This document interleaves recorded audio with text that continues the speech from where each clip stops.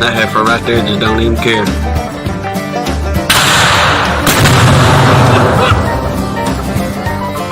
Save yourself now.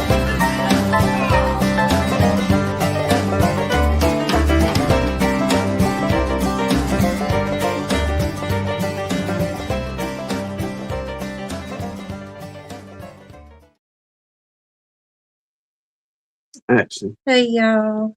What do you say, folks? Hope everybody having a fine Sunday evening. Me and my wife was having a little discussion here. Yeah. She's having trouble with the technology. Pushing His the buttons. phone is as hard-headed as he is. No, she's smashing the buttons too hard on the No, phone. I'm not. And she's saying she's not. No. And I'm trying to tell her she is. His phone is as non-communicative as him, too. Fair enough. Jasper. But I hope everybody having a good Sunday evening while Jasper gets here and gets situated with us. This is only the fourth time in like 7 minutes we've done this, too. He was driving me up the wall. He's upset about it. Yeah, he's pouting because he can't get his butt comfortable or whatever. Poor fella. Yeah. I'm feeling so bad for him. Woo! Bluff City Big Company there. Talking about a beautiful day in our area. Speaking about their area. But I'm glad you said y'all's that. area? Yeah, where is y'all's area? But you talked about some fine ones yesterday and showing up today ourselves. Good grief. Yes. 80 degrees. It's been nice. Had the windows open for days now. Yes. Finally. Our springtime. He's in Memphis. Pretty well here. Oh, yeah, they're getting some good weather too. Mm-hmm. Y'all enjoy this low humidity. That's the best part. Yeah. Get it while we can.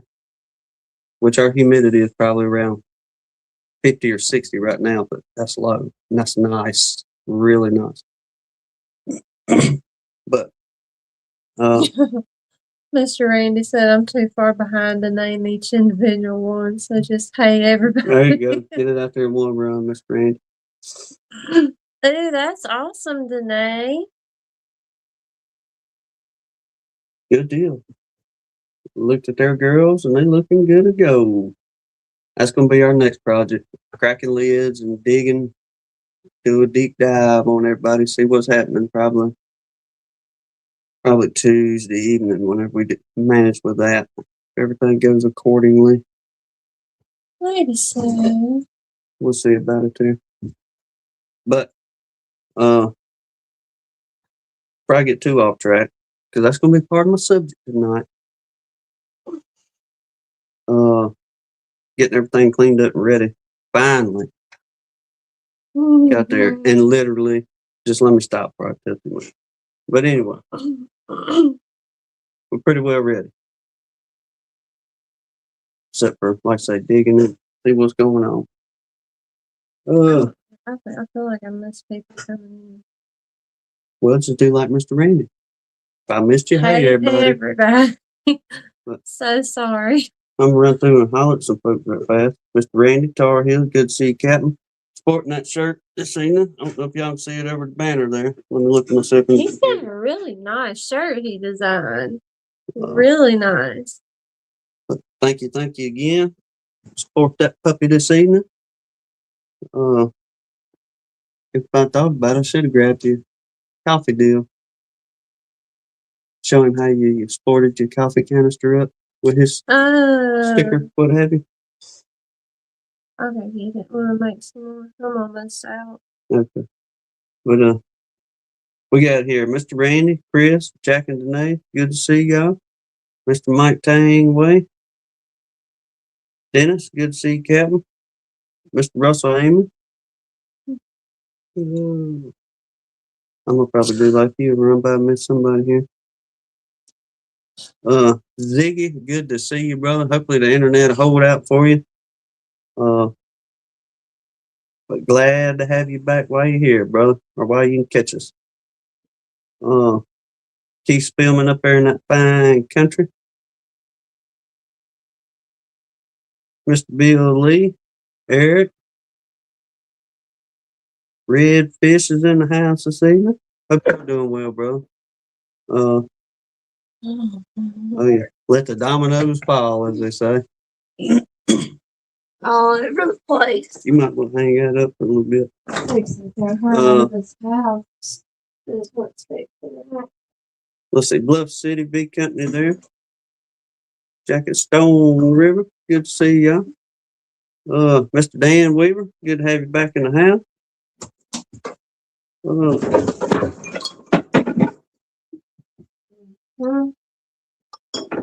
Cat's in the stuff. She's just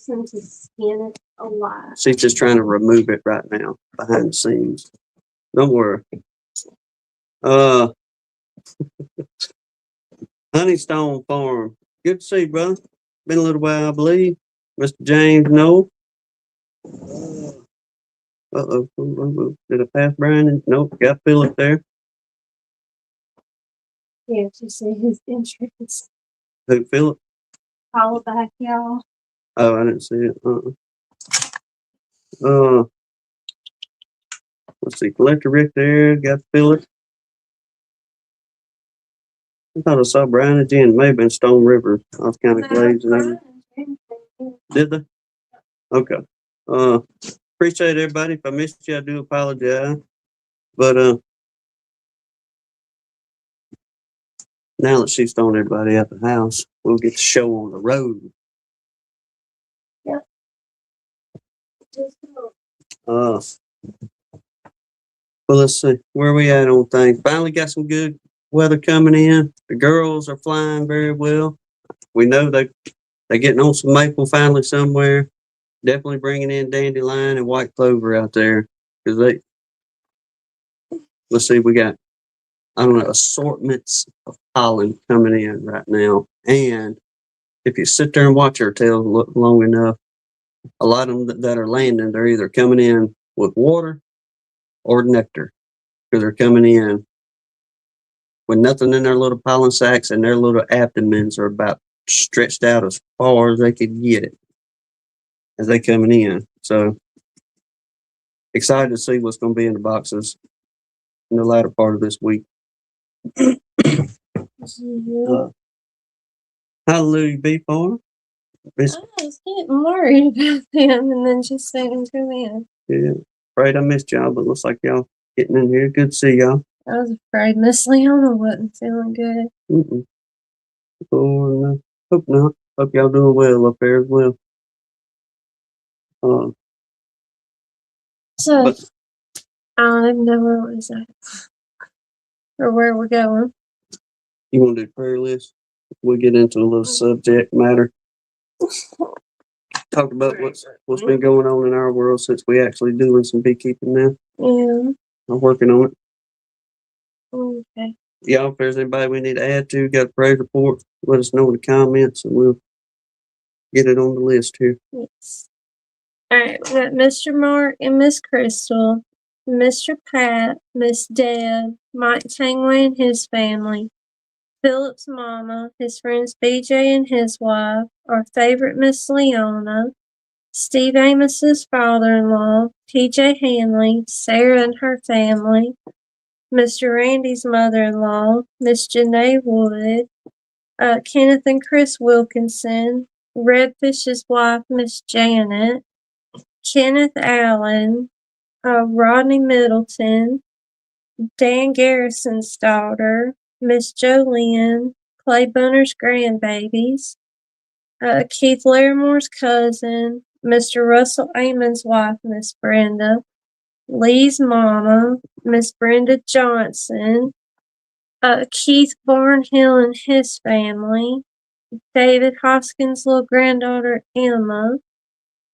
Greg Dunn, Phil Kent's mama, Mr. Russell Koopman's granddaughter, Tim's brother Jamie, Mr. Dan and his church, Shaw Wee, Jen's dad, Gary Stewart, Michelle Gurley, Castle Hives Brian and his family, Blaine's great nephew, Miss Pam from Tampa's Creek, Mr. Dan's nephew, the Terry Harris family, Miss Kathy Baker's great niece Haley, Lee's cousin Stephanie, all our nation's service members, Shauna and her family, James Knoll, Keith Laramore's mama, my brother Jacob, James Pell, Justin Jenkins, Buxby's wife, Allie Baker, Joey Rose's mama and their family, Marty from Yes Honey, let's see, baby Luca's parents, Zach and Kiera, Lee's wife, Miss Renee, and DC's friends, Bree and her daughter, Ivy. Jack and Danae asked if you add their daughter. Forgive me if I say this wrong. I'll let you. Sakura. Okay. So she's at the tail end of her pregnancy, and we just want prayers for a healthy and successful birth. She is due April the 28th. I didn't realize she was that close, but we've sure been praying for her, girl. So, y'all keep that bunch in your prayers there. And pray old Nana Danae doesn't just melt down into her shoes when she sees that baby. You know she's gonna melt. Papa always too. Brian and Miss Kathy, I'm glad you brought that up because that was on my mind to mention, and it completely slipped. But just saying, y'all please pray for our military. My son is in the Army. No, that's what they're in all our nation's service members. Okay. They're on the list. I know. I guess let me just say this about all that. No matter what side you're on of it, whether you think us going to war, we need to, or whether you think us going to war, we don't need to. The reality is our military men and women are going to war. Mm-hmm. And we need to come to prayer, to come together in prayer for these men and women, whether they front lines, yep, and for your families. I can only imagine if you got a youngin' in the military and they've been sent overseas, this and that. Mm-hmm. But either way, keep our men and women in your prayers, whether they boots on the ground or behind the scenes.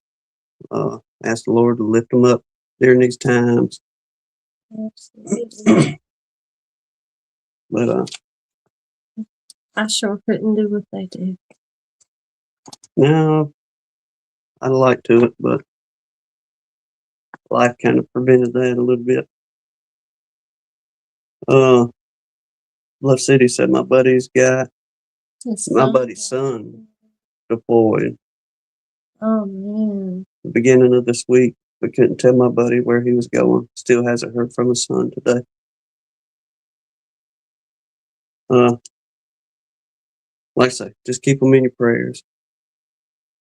Good Lord, bring everybody home safe and sound quickly. Mm-hmm. Either way, quickly. But we appreciate every one of you out there doing it, and the ones of you that generation behind, you vets, kind of thing. We appreciate y'all. Absolutely. I can't believe you in here. Yeah. Let's see. Haven't seen him in a minute. Grayson, missed you. I miss Grayson too. Carl and his bunches in here. Hey, Haley. I didn't see y'all come in either. You was doing a prayer list with Carl. You weren't paying attention. Well, I was supposed to cover for me on the chat. Well, I didn't want to go typing too much because you think usually when I type that there's something. There's something up. So. It's okay. But yeah, good to see everybody. We appreciate everybody being with us. Absolutely. That's it, Jane. Pray for the whole world. Period. Don't get me started on that, but I absolutely agree with you. Heaven help Mr. this Russell world. Goodman, Miss Sharon. I told them, hey. Lord willing, we'll be reaching out to y'all probably around the middle of this week and get down there and visit with y'all whichever day works best for y'all, Mr. Russell, Miss Sharon Koopman. Yes. And look forward to it. I imagine, buddy, they've been wearing flip flops and short sleeve shorts. This is shirts and probably like shorts. full blown summertime for y'all. Woo. I mean, it's one of them. You walk out the door and you stretch your arms, and a good feeling like, It yes. just feels good. This is the weather we live for down here. And we've had the last couple of days been real pretty. It was cloudy for a couple of days, but we finally got some bluebird skies today. Yesterday cleared up pretty good, so I hope y'all had these last couple of days, especially some good days down there on that Gulf. It's so nice here. Well, good deal. I bet it's a drastic change from back home. Well, and two, they got that Gulf air that's that constant breeze coming in down there. So, yeah. I bet you ain't sweat a drop. This time of the year and in fall time is the best time to come down to the beaches. I don't suggest coming down here from June to mid-September. You're going to burn your tail up. Really, from the end of March when spring break starts, then it ain't tolerable down there at that point at all. Before our heat really sets in. I mean, because of the critters that run around down there, the two-legged ones. Well, they're everywhere. Yeah, I imagine it's cranking on up down that way. Grace said he checked some bees today, and all 13 are alive and well. Awesome. Even had to add a box today. Had a colony starting to build comb under my feeding machine. And looking strong. Good deal, bud. Grayson. Oh, what day, Mr. Randy?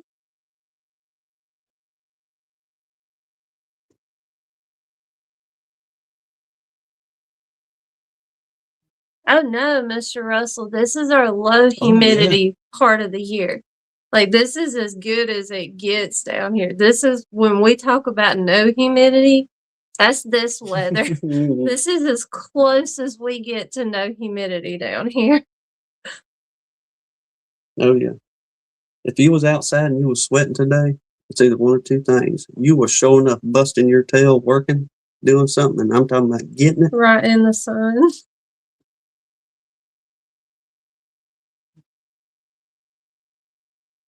Well, Ziggy, I sure had, because I know a bunch of y'all still dealing with the snow and this and that. Cold air. Even Chris was saying earlier, I'm sick of the snow.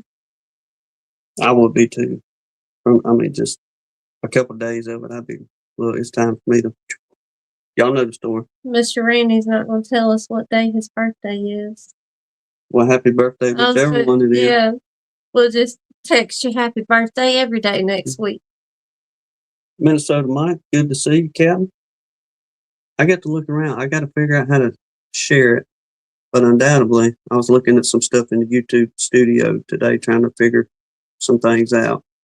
And I got to, I don't even remember what you call it, that section, but it's where like people are so much involved in your channel, or the most ones involved in your channel.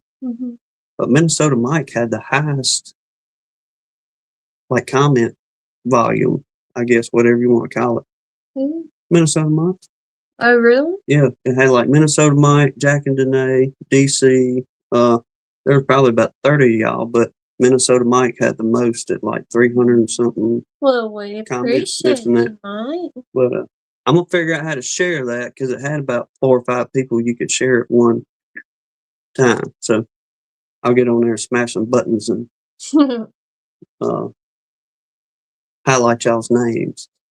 And I can't believe you used Mike.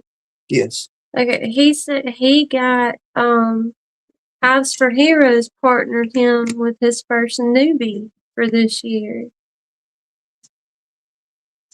Well, good deal. Hopefully that'll work out good for him. Comment somewhere else. No, so it's where you commenting on ours. Yeah, like you're the one that comments the most on our videos and stuff. But it was like the lifetime of being on. You know, subscribe to us. Everybody's average. Yeah.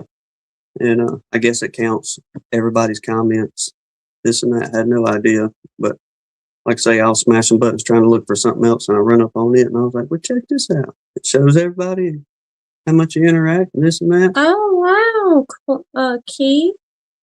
He said Ricky's going to be stepping out of hosting the Thursday night chat, and he will be stepping in.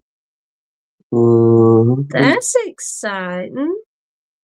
I mean, not exciting that Ricky and them are not doing it anymore, but that's exciting news for you. And Lee'll probably bring my neck, but he's not in here. But you know he's the best tech man in the world with StreamYard. What'd you do? I was trying to put Keith's comment up there, and it's doing the thing again. StreamYard, if you're listening, you know the little comment thing I sent y'all a while ago? Here it is. They asked me to give them a rating. Did you fill out a complaint? I filled out their rating, and I told them how I felt about it. So I bet that wasn't nice. Work on it, StreamYard. Anyway. Moving on. Absolutely, we'll miss Ricky. But we'll sure be there as much as we can. Yes, sir. I know, didn't I? Imagine buttons pushing buttons. Well, Jasper's blocking my coffee. Oh, yeah, Keith got it here. It won't take him long. I was kind of chatting with him earlier. I said, look, bro, if I can smash the buttons on this thing, it ain't going to be no problem for you to be able to run through. And he laughed at me. If we can do it, anybody can do it. Well, what I got the best kick out of is he laughed at me about me telling him that. Because he knows the truth. She said he would never. Yeah. But, all right, here's what I need from the folks. Oh, Jasper. My foot is really attached to my body, dude. Thank you. Yes. I got two questions. One can be a two-part, and I guess it can be a singular question if you want. But with a show of hands or smiley faces or whatever you want to put in there, some kind of emoji thing. No, you just stay down there. Do you make candles with beeswax? And the second part of that question is, do you use an essential oil and mix into your beeswax for a scent? Go. We know Brian does. Yep, Brian and Jen, we know. Jack and Danae are pretty good at candles. Philip makes candles. Okay. Okay, Danae said no oil. No oil. All right. Philip's just settled in for shenanigans. Y'all help me out here because I'm going somewhere with it. Mr. Russell said no oil. Mr. Randy said no oil. Honeystone said no oil. Clay said no oil. Okay, so lots of them make candles and nobody uses oil. Okay. Carl and them, no oil. All right, Minnesota Mike. Said no oil. Mr. Mark Miller, he hey, Mr. Mark. Brother, if you're on that highway or headed out this evening, we appreciate you. That's why I said hey instead of typing it in the chat. We'll pray for traveling graces for you. Okay, Shane said he don't put oil. Philip don't put oil. So nobody puts oil. Okay. All right, so we can pretty well, it's safe to say that folks is making candles with beeswax. Carl said, why mess with perfection? But nobody's using essential oil. Okay. Except for maybe one or two, if somebody wants a fragrant smell. You got one more time. And I imagine probably the biggest one would be like a lavender or something. People was burning, I'd imagine. But Mr.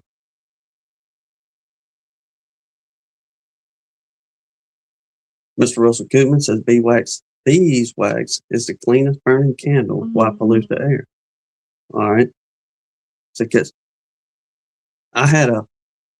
it hit me at the very end of us getting foundation stuff ready. But let me back up for story time. All right. The last week or so, a couple hours, we get home from work or we had the day off, something like that. I go out there and I tinker with them boxes and I'm scraping every single frame down, back to foundation, collecting all our wax, putting it in a big old cook pot, this and that. So, I think by the time we got done, it was around 230 something frames, what we got ready to go. Now we just got just barely a handful left to do that we got to put together, this and that, but we run out of wax today. So, yeah, Brian said they don't use oil. okay, no oils and brine. Said the scent doesn't hold well. All right. Y'all bear with me, like I say, I'm going to go somewhere with it. Because I got it pulled up here, how to make that scent. And I'm not saying, y'all see where I'm going in a minute, but go ahead. No, just, we can't start without you killing the thing, but we might ask if we could ask everybody that comment on it. All right. Minnesota Mike won't know, could I request an open opinion from anyone who has used insulated hives? Brands, cost is not an object. Thanks when you get a chance. I don't know, but you're kind of seeing them a little bit more in different videos, folks getting insulated hives and I guess trying them out. Mm-hmm. This and that. Sorry, I just didn't want to lose that comment. I know it's showing up be good for you folks up there in that North Country. Philip said you folks who sent your beeswax candles probably put your full shiny side out and can't be trusted. Yeah. Okay. I didn't know there was a part to putting full shiny side out, but undoubtedly we know a secret in the candle marketing process now, Philip. But all right. So got all the wax, and we had a little piece left that we had started with on foundation. All right, that got us, I'd say, about 2/3 of the way through. And in between that, what we had scraped off the foundation and was in the cook pot, I've been rendering it down. All right, render that down, let it cool, scrape all the nasty off the bottom side of it. Boy, was there some nasty. Yeah, it was Ugh. a little dirty. So, like I say, we render this wax over and over and over again. We get it pretty clean there at the end. Mm-hmm. So, we burn up one piece that we had prior to, got us about 2/3 of the way through. Got just enough out of what we had rendered, and we had 3 boxes left when we run out, something like that. 4 Okay. or 5. So we had about 30 or 40 frames left we had to do. And Hannah asked me, she said, do you have any more stashed anywhere else? Your little hidey holes or something you put up for emergencies. And I told her, I said, no, I said, I'm pretty sure we burn up everything that, we've had. So we get almost to the end and we run out of wax. And then I had a moment of thinking, was like, oh yeah, I do have some put up. Last year, I had taken some wax and mixed. That's coconut oil up there? Mm-hmm. Okay. I mixed a little bit of coconut oil to the beeswax, and I put I don't know, it was like 3 or 4 drops of lemongrass in there once all that was melted down. I mixed it all together real good, got everything mixed up nice and pretty. And I was trying to do like uh, a long lasting swarm lure, if you will. Pretty much you just take that and you can rub it on the inside of the box, and it's got the lemongrass. We made a little short video on it. Oh, yeah, we did. That's right. Good. DC was calling them like hockey pucks, swarm cakes. Swarm cakes. That's right. So, yeah, we had them. So she told me where she put them away, because where I had them wasn't where they were supposed to be. So she says, look, hey, this is where they're at. They're in your drawer. Go get them. Off we go. Well, I get them. What? I was just thinking, if it wasn't for that, we wouldn't have finished. No, and we still just barely. It would literally barely. But so I came in and I got them, and I said, look, the ones I did in the ice tray, I said, I know I didn't put any of the coconut oil or the lemongrass to these. Well, we threw them in there, and we had 3 of the hockey pucks, and I had left them sitting to the side because I knew I'd put the coconut oil and the lemongrass to them last year.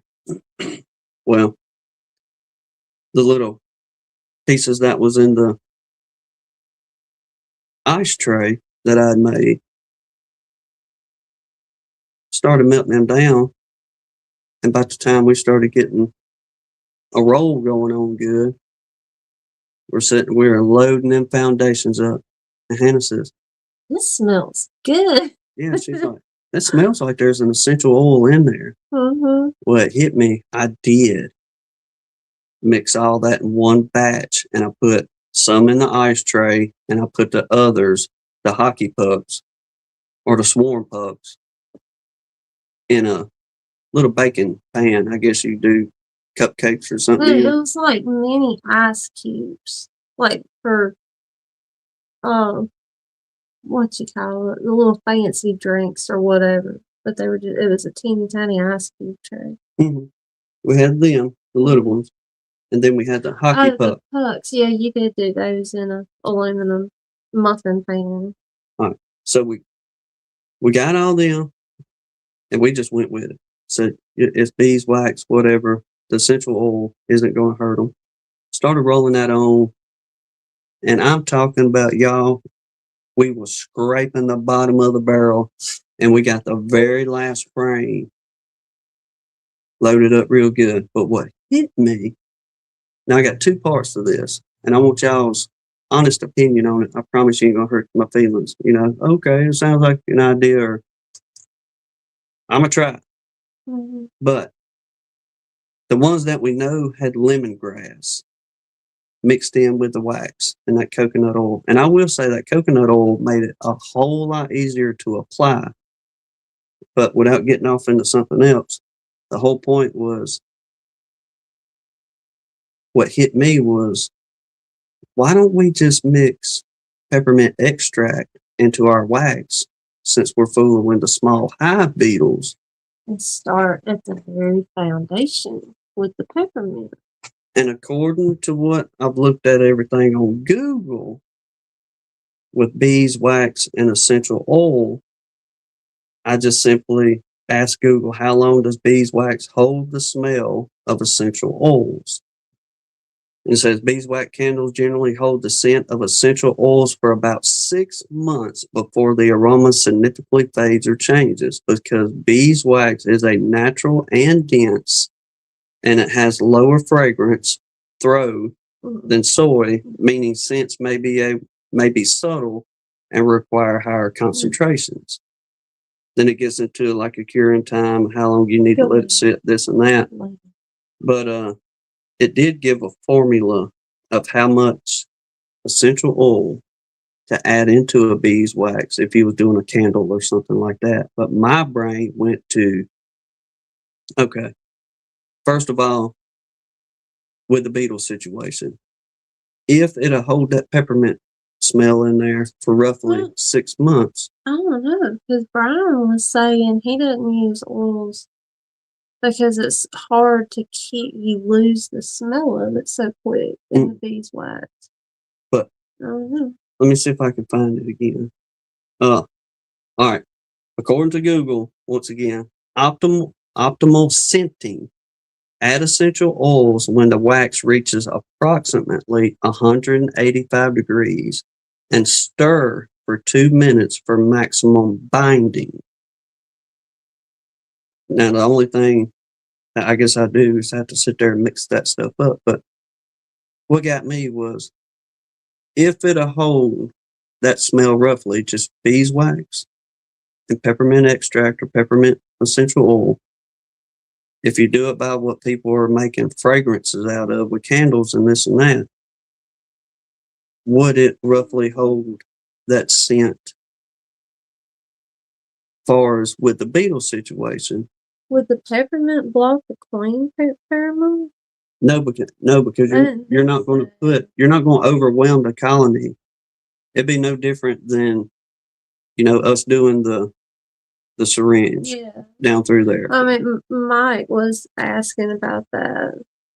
That's a good point, but I didn't think it would mess with it. Now it's like anything else. If you put too much in there, then it'll overwhelm. But I'll get into another little part on that. Well, I asked Google, will peppermint essential oil harm honeybees? And it says peppermint essential oil generally does not harm honeybees when used in moderation. Okay, and they're talking about using it as a repellent, but hold on. It acts as a strong scent deterrent, encouraging bees to avoid specific areas without causing lethal toxicity. However, it should be diluted and not sprayed directly on the bees to avoid stress. And it tells you how to use it as a repellent. It's effective at repelling bees from areas like hummingbird feeders and different areas of your garden. But it says potential benefits, and this is noted in the Library of Medicine for the M's. The potential benefits in controlled small amounts, some studies have suggested that along with other oils, it may even be used in managing bee health, such as mite control. But I'm not on the mites. It hit me about the hive beetle thing. Then what really turned around and got me was, well, originally you had started using this for a swarm lure. Was the whole reason you had made these particular wax dealings. And it got me to thinking, well, if somebody wants to use it for bait for a swarm trap, why couldn't you incorporate lemongrass oil in your wax? Because most oftentimes, y'all correct me if I'm wrong, most oftentimes in a swarm trap, folks is going to put 2 to 3 frames, if you've got it, of, brood comb in there, already drawn out, old brood comb, stick it in there, take your lemongrass or whatever you're using for a swarm lure, spray it in there, and that's what you're going to use for your swarms to draw them. But then it hit me. I was like, well, if you're going to do a 5 frame, a lot of times folks will set, a foundation on each end to give them room to draw out, because everybody knows how much swarms love to draw out. So do y'all think that would help in not having to go bait swarm traps as often if you incorporated the lemongrass into your beeswax that you put on foundation for them to draw out? Okay. Now, Mr. Russell Koopman, I see yours. He said, would it affect the taste of the honey later on? Now, the only thing, we was talking to Lee about this. I'm willing to try it just to see, like on the peppermint end, if you get a taste off of it, putting it in a honey sucker, marking that one particular frame to see if you get any kind of leaching, if you will, off of it. But if you only applied it to the areas, say, if we're going to do peppermint for beetle to help control that, just put it down in the brood chambers, because most oftentimes that's where you're going to find beetles to begin with anyway. For the most part, they're going to be in there chomping on whatever brood they can. If there's any pollen, you got your pollen rings around the top, stuff like that. That's where their high points of protein is going to be, right there within that brood chamber. If you kept those particular foundations that you mix, we'll say the peppermint extract with, if you just kept it right in that brood chamber, then you did your supers with, regular wax. You didn't add an essential oil to it. That's kind of where we went with that end of things. Now, like I said, once again, I'm a tinker with it, because what we've done is in the horizontal hives, we put the foundation that we waxed. That was a mix of beeswax. And I ain't saying you got to use the coconut. The coconut was just put in there. The coconut oil was just put in there as a softener for the original swarm pucks, if you will. But you got beeswax and lemongrass. And we just put those all in one box. And if we have a swarm between here and yonder while we're at work, see if they're drawn to that box versus being drawn to the other box, which has freshly waxed foundation and everything set up just the same far as configuration. So if they went in, they would pretty well have same measurements between both boxes. But I'm going to tinker with it. But I was curious to see y'all's comments on, and I'll just stay on the swarm portion, just lemongrass being incorporated into the beeswax on foundation for them to draw out. And would it potentially make it to where you don't have to go out so often to rebate boxes?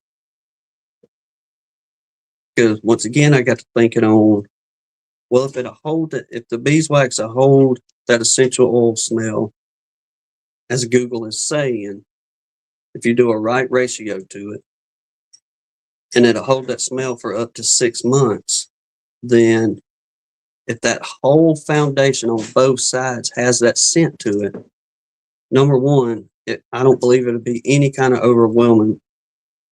And number two, I got to thinking on, well, if scouts do come in and they walk on that particular piece of foundation, going through, measuring whatever they're doing in there, checking things out,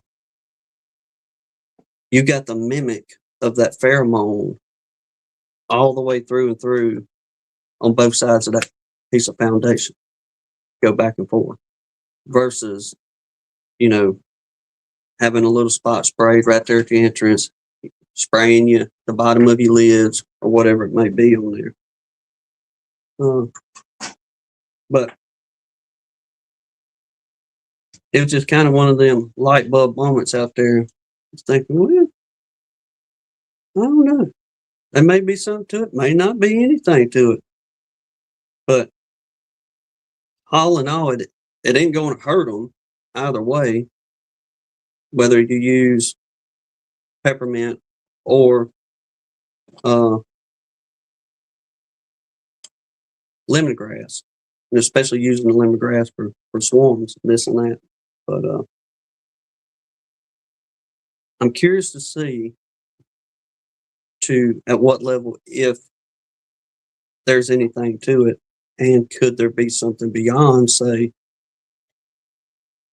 for the ones of you dealing with M's, if you added a little bit of thymol in there and run that on your foundation and let the bees draw out on that, will that smell from thymol potentially help keep the M's out of themselves, this and that as well? So I don't know. Let me rummage up through here and kind of see what y'all saying on it.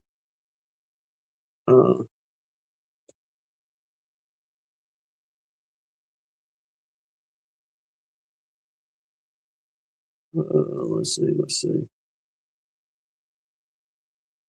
gonna read off Eric's here. So keep in mind, I'm a rookie, but it seems like candy cane would attract ants, but peppermint oil on a cotton ball wouldn't. From our experience with using candy canes or peppermint candies. Now,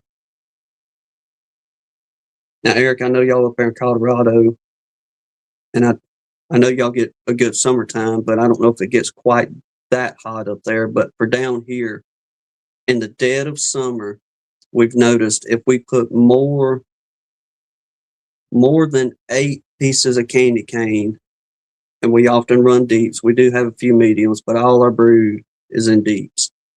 And that's whether you're running a single deep or double deep. We have found that if we get over 8 pieces of candy for a single or double deep, then in the dead of summertime, we have problems with the candy melting. And the bees wasn't able to keep up with it. But between 6 to 8, the bees had no problem keeping up with the candy, whether they was ingesting it or if you've ever fooled with peppermint, you see that they will store it in and around the brood chamber right there. But like say, if you go to getting above that 8 mark for some reason, even if it's a good colony, it seems like they can't quite keep up with it.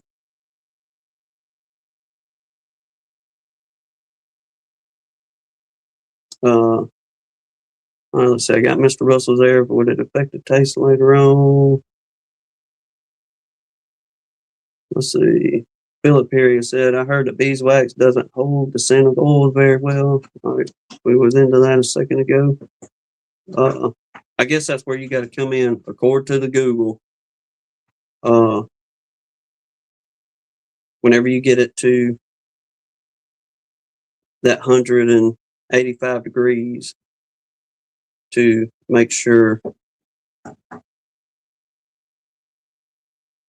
you mix it for 2 minutes, according to what Google was saying. Then let everything dry good. Undoubtedly, it helps lock that in or keep the essential oil in much better. You see Mr. Russell's comment about the thymol? He was asking would the bees just avoid the thymol and not drop the honey. I don't know. I mean, I honestly don't know, so I can't give a good solid answer on it. But I'm gonna say if you kind of use it, yeah, don't use it real heavy. Back off of it for what you would use for, we'll just say for a candle, or however, I forget how many pounds of beeswax to however many drops. I think it was like a pound of beeswax to, let me see if I got it on this lemon-grass part here.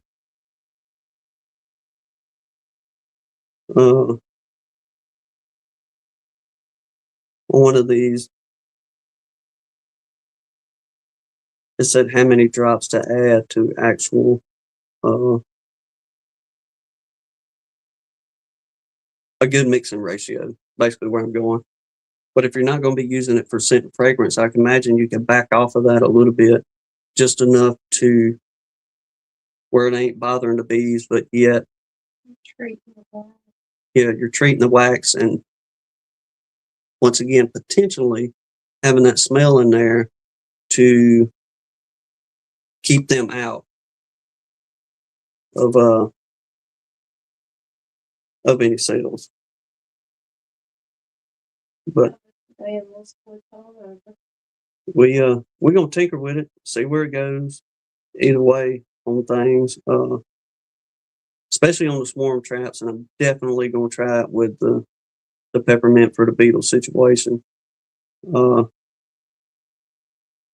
we'll let y'all know how they go on that. Let's see, Clay said he's already seen a few small high beetle. They were jailed until I broke the seal. They went to running.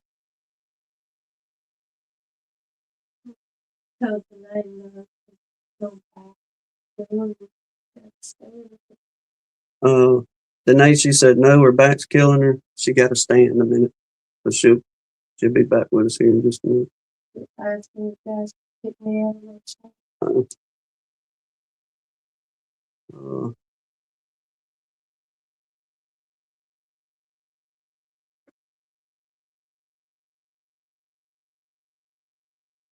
Okay. I think we're pretty well caught up on it for the most part. Mr. David said on lifesaver stock. I think we all should use peppermint lifesavers. Lifesaver, peppermint. I don't know, but if we can, there's a direct way to help you out there. Mm-hmm. We'll switch on that. We got probably a little bit less than a half a bag that Pastor Larry and Miss Jan, Miss Leona sent us a year or so ago.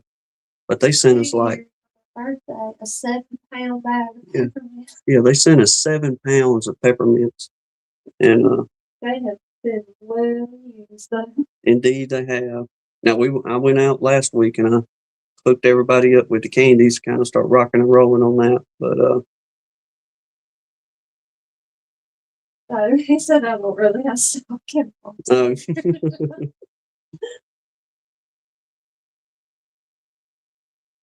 Well, if not, we would help you out any way you can.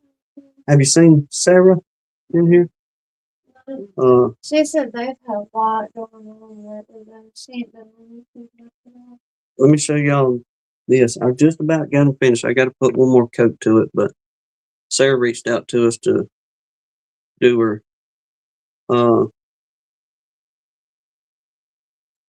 educational part for the M's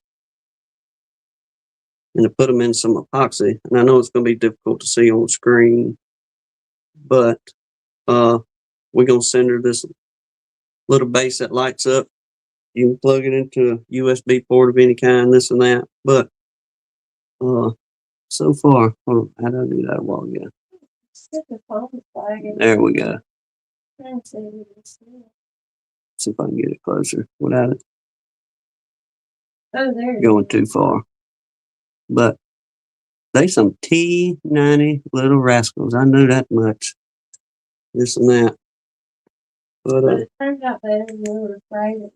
It has. Miss Sarah, you catch us on the rerun. Appreciate you reaching out to us on that. And we should have that puppy sent on to you here pretty soon.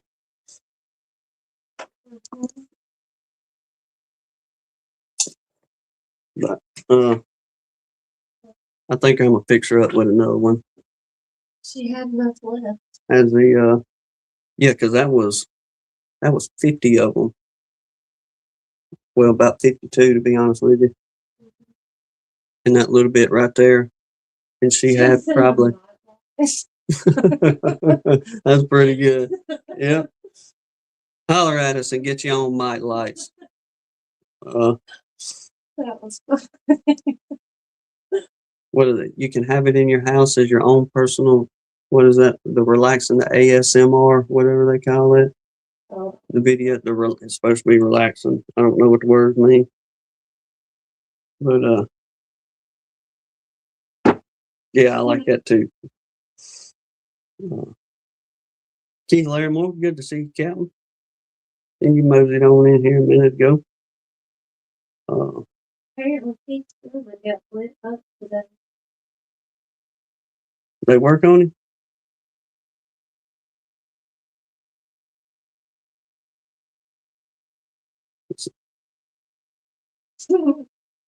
And I get them for saying the M word. Well, we'll let it slide this evening. Mm-hmm. Since we was we was on that talk. We won't have to put into the swear jar there this evening. But I know I keep forgetting to do this every week, but I don't even remember which one it was. Put the link in, and y'all want to come on in, chit chat. If not, y'all know what we're gonna do. Yeah, today said it's a lot so cool to look around this. Did it go? Mm-hmm. Okay. Like, Been aggravating. I'm somewhere for probably something. Well, StreamYard got my complaint. Oh, and a shout out. Seen on DC's. And I this is my fault, and I don't think about it till right out of live, this and that, but try to give a shout out to a smaller channel again, like it was done for us. But DC had put GG's Beekeeping. Correct him if he's wrong, they say. Yes, please correct me, or put the name in there if you will for me, DC. But I'm pretty sure it was GG's Beekeeping. But checked out a little bit of her video earlier today, and She a new beekeeper or just new? I think she's a new beekeeper from what I was gathering, and He said Gigi. and she only had about 50 subs or so. But from what I was gathering, she just said South Mississippi. She didn't say where in South Mississippi, but listening to her, you could tell she's from down here. But according to her profile, she's a grandmother that is just starting beekeeping, and one of her granddaughters that is young is wanting to do beekeeping too. So it's kind of like grandma and granddaughter out there doing some beekeeping together. So there you go. Thank you much, DC. Y'all will go holler at her and give her a sub, help her get them numbers up there a little bit. And if you got some good info you can pass along to her, she was asking for advice on that one video there. And I think it was her latest one on some swarms. Undoubtedly, she was either already had swarm cells or she's beginning to see swarm cells in there. But I will try to make it every week. And I know the man to go to. Just go to DC's channel. You want to find a smaller channel that's needing some help on some things. Yeah, go check out DC's community page there, because man, he's great about trying to get the name out for smaller channels.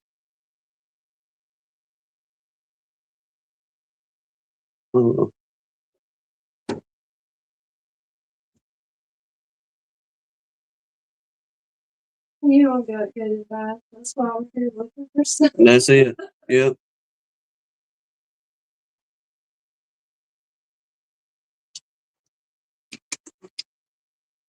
But we did have a swarm call last week. We wasn't able to get to it as quick as the woman wanted us to. And but she did call us back. She said, "Well, honey, I had somebody stop by the house, and they went on and got them out of the house for me." We wasn't able to get over there till the following day to do anything with them. And I guess she was wanting them gone yesterday. But she said this person did it. But it's already cranking up around here. I'm already getting to the point now, whenever we get home from work, as soon as we get out to ride, I'm looking up in the oak trees and in the pine trees.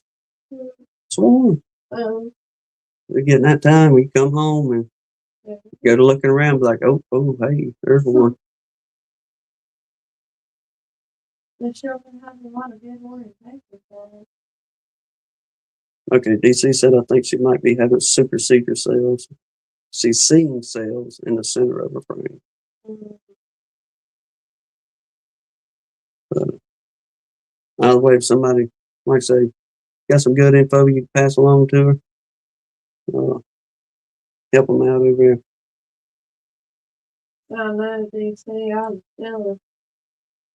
Yeah. Oh, Jeremy's already giving away like with that. Rodney probably is too.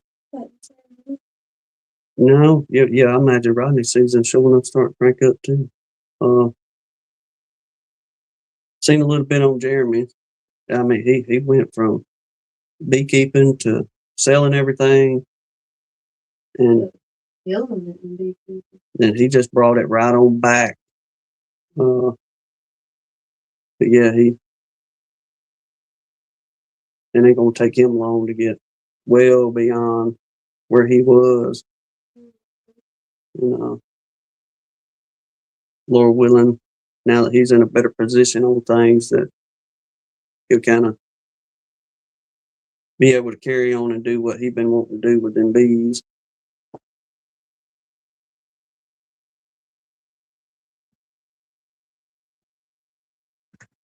Oh, somebody's knocking on the door. So fast. I guess it did. I appreciate him too. Is it Philip? It is Philip. Hey, Hannah, she got psychic on me. Oh, let me turn you up, Philip. Hold up. Uh-oh. Testing. Bingo. 1, 2, testing. Loud and clear. We got you now. What's Hannah? She going psychic on me or psycho or something? What's going on there? I don't know. She's got that ESPN going on from time to time, and she can pick up on things. Yeah, when I logged in and said holla back, y'all, and she started laughing. That's one of the simple joys in life, is getting Hannah to laugh. Oh Lord, yeah. It's hard to. She's quite fussy often. I don't know why. Just don't get it sometimes. You just got to keep poking it until eventually get her going. Oh yeah, I love aggravating snot out of her. But I appreciate your help this weekend too. Kind of got me some numbers together. I guess to highlight y'all on what I'm talking about with Philip. Between seeing his and Mr. Ed's video last week or week before last, him doing them. Yeah, that's right. Yeah, him doing them bigger box swarm traps. I'm not sure what everybody's calling them, but we had some extra plywood. Well, I mean, plywood was still good. Customer just wanted to take it off and put some lap siding on above their garage, and man, we was able to get everything off and whole pieces without busting them up. And I was like, this makes some good swarm traps. So I reached out to Philip earlier in the week and asking him measurements on what he does on his swarm traps, this and that. And he sent me some numbers back, said, hey, tinker with this, see what you come up with. And got out there today, and I got I don't know, the sheet's right at 6 foot. What I got left off of it, 4 foot by 6 foot sheet of Luan out there, 1/2 inch on one of them. And I went out today and got everything laid out. And all I got to do is, and then I don't know, probably tomorrow, the next couple of days, get out there and get them cut out. And Well, if I'm so late tomorrow. oh yeah. GCDC's comment.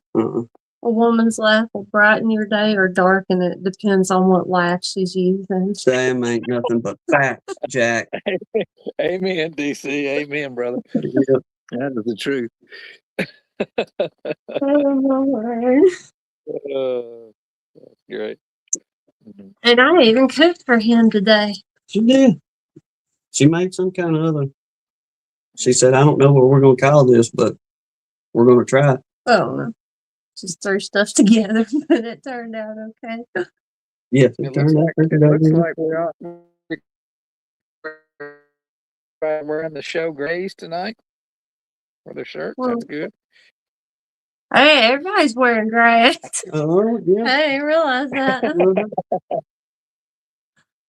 The gray's color for the night. I reckon. Jasper, get back up here.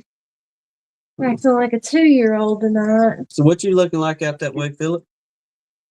I'm hanging out at the farm. I'm at my happy place. So I'd already planned on staying tonight if the bee work carried over until tomorrow. I got through with it, but when I was trying to pack up, man, the bees were just crazy around here in front of the cabin. I came out and started trying to pull stuff out of the truck, and they started stinging me. Mm-mm. I took 3 Really? stings just right off, and I said, "The heck with this! I'm going back inside until it gets dark and come back out." Yeah, what is y'all's problem? Yeah, I went out there and one of them bounced off my head, and I said, "Okay, I'll go put my little cheap veil over my face." And then I picked up a bucket that had some comb in it that they'd been working on, and they just hit me on both arms, and I dropped the bucket and ran inside like a little girl. I've had enough already, ladies. You could have it. I'd already gotten stung up. Just in my full suit today, I'd taken about 5 or 6 stings. I had enough. Well, you started the season off right. Yeah. Yeah, I'm getting my. I was even thinking 2 weeks ago or week and a half when I first got into the bees, I didn't wear gloves until I took about. I was going to take 5 stings, but I ended up having 10 before I could get my gloves on.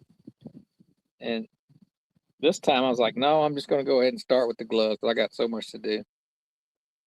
And yesterday, I might have took 1 sting, but today, even with the gloves on, I took probably 5 or 6. You know, they were getting through that little cotton part at the bottom of your suit there that you're supposed to have the long gloves to cover. I got stung about 3 times through that part of the suit. I wear just the neoprene gloves and got stung through the. Yeah, I got stung through the neoprene 2 or 3 times. Sarah uses those a lot. She loves them. I generally don't take stings through them, but well, this morning I caught my thumb on a staple that was on a piece of wood, and it ripped the. Luckily, it didn't rip my thumb open. It ripped the tip off my thumb, and I had 1 hive left to work. Sure enough, That's the found it. one. Venus ones of the day. Them girls seen opportunity. Mm-hmm. Absolutely. Eric said I was asked to help cook ribs. So I sat down here in front of the cabin to listen to Joey's show. It must have been before that, but I'd been working the bees. They're about 100 yards that way, and I sat down here in front of the cabin just to relax for a minute. And you know, there's always bees flying around here, but one of them just came in butt first and hit me right on the temple. And I just when they do that, you know, they waited for hours for me to take my suit off. I just kind of go, okay, that's respect. I respect that kind of patience out of my bees. So somehow today, I don't know how this girl got in, but she got into my veil. I had everything locked down. I even went and checked it after she was in there. And I'm in the middle of working. I couldn't stop. And boy, she hit me right exactly in that same spot. I mean, like within a half inch of that one from yesterday. So yeah, I got a good little shiner on the side. But I couldn't do anything. I just had to and you know how when they sting you, they don't just sting you and die. They sting you and then they try to wipe that stuff all over you, you know. So she's just flying around all over my painting my forehead with her butt, trying to mark me for the rest of them. And I just kind of like, I couldn't concentrate on what I was doing. I had to stop, go to the truck, and get her out. Hey, right there on that temple, I mean, that's some pain. That's sensitive. Well, at first I went like blurred vision on me. It was like, wow, man, that was a good one. But yeah, but after that, even the pain's there. I said, well, she can't sting me again. And I checked everything. I don't know how she was a magician. I don't know how she got in.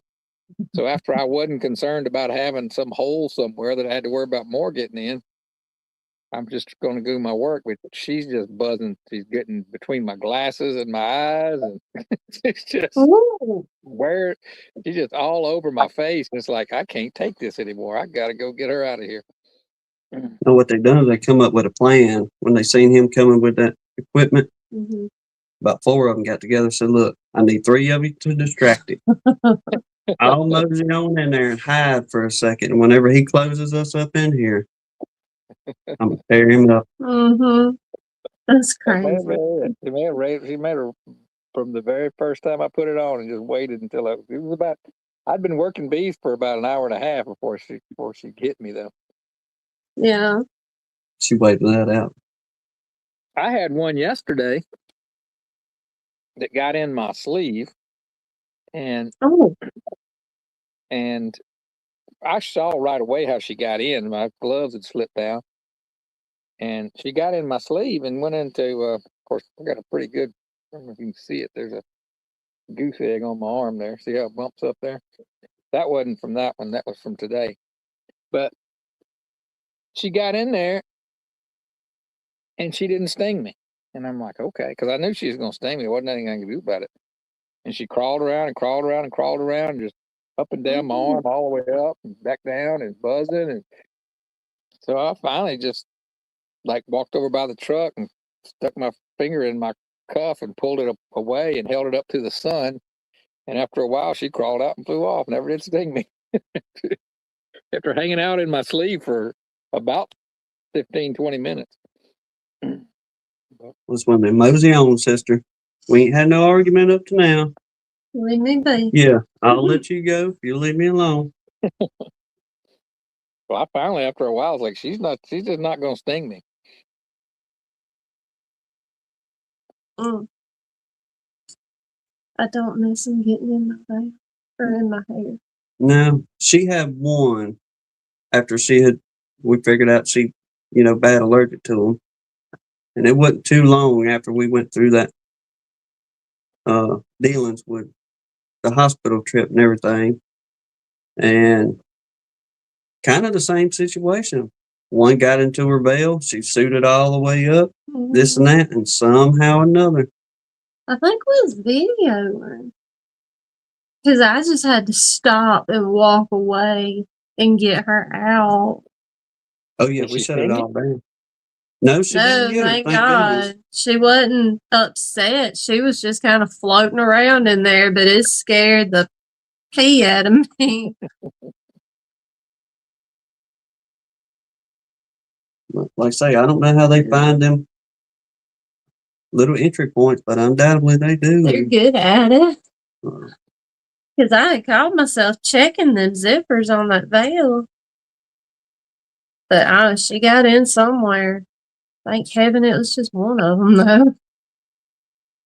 well, think about them gloves. We need to order you a new pair of gloves.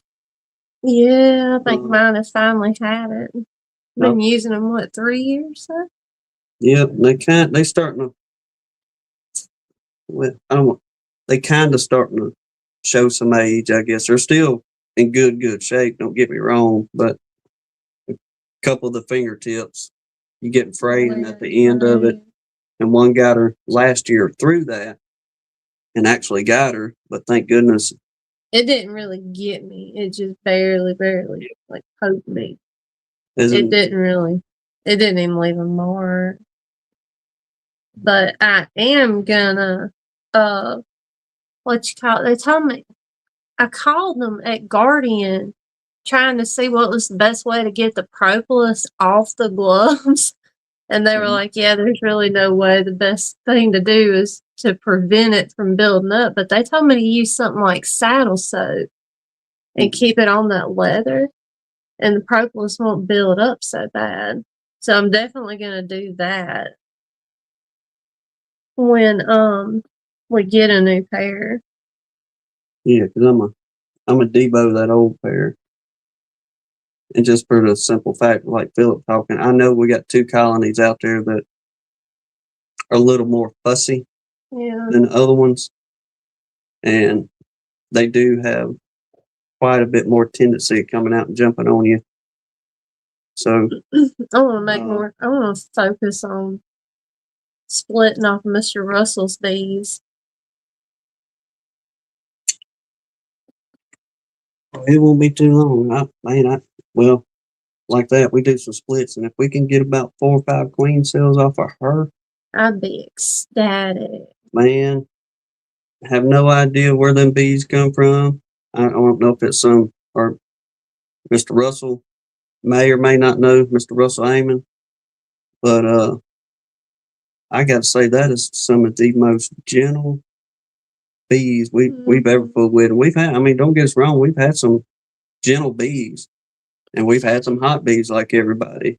But this one particular colony, they just they're laid back. Mm-hmm.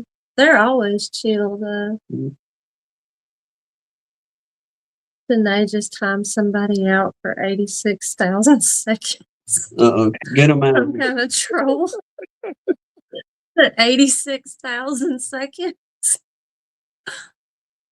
I have no idea what that translates to. For a minute. Mm, Well, That's Brian funny. Castle Hive, good to see you, man. He said he got me a new bucket of dry pollen today. It'll be mid-50s, so the bees should eat it up. Good deal. Ours are bringing in maple pollen from somewhere. I don't know where though, because our maple tree ain't blooming. No, that big one out there in the yard, it ain't even showing no signs yet. It's still alive. I took my pocket knife to a couple of limbs not long ago, and it's still just as green as it can be up under that skin. But Mr. Russell said the parent colony to them is super calm too. to that bunch. Mm-hmm. Oh yeah, man! If you had a whole yard full of them girls, you'd be set. That's why. She said it's only 24 hours.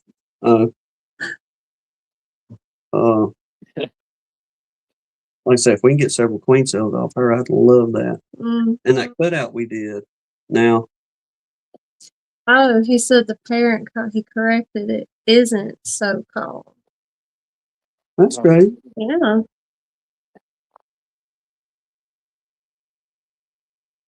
I have no idea. I don't know. That's weird. They may change their attitude for that ride that they took.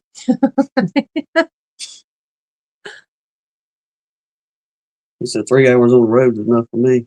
Yeah. I agree.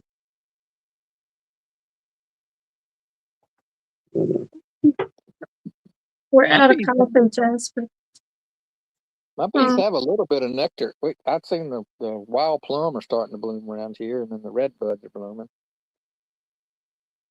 So, what else? A little bit of henbit.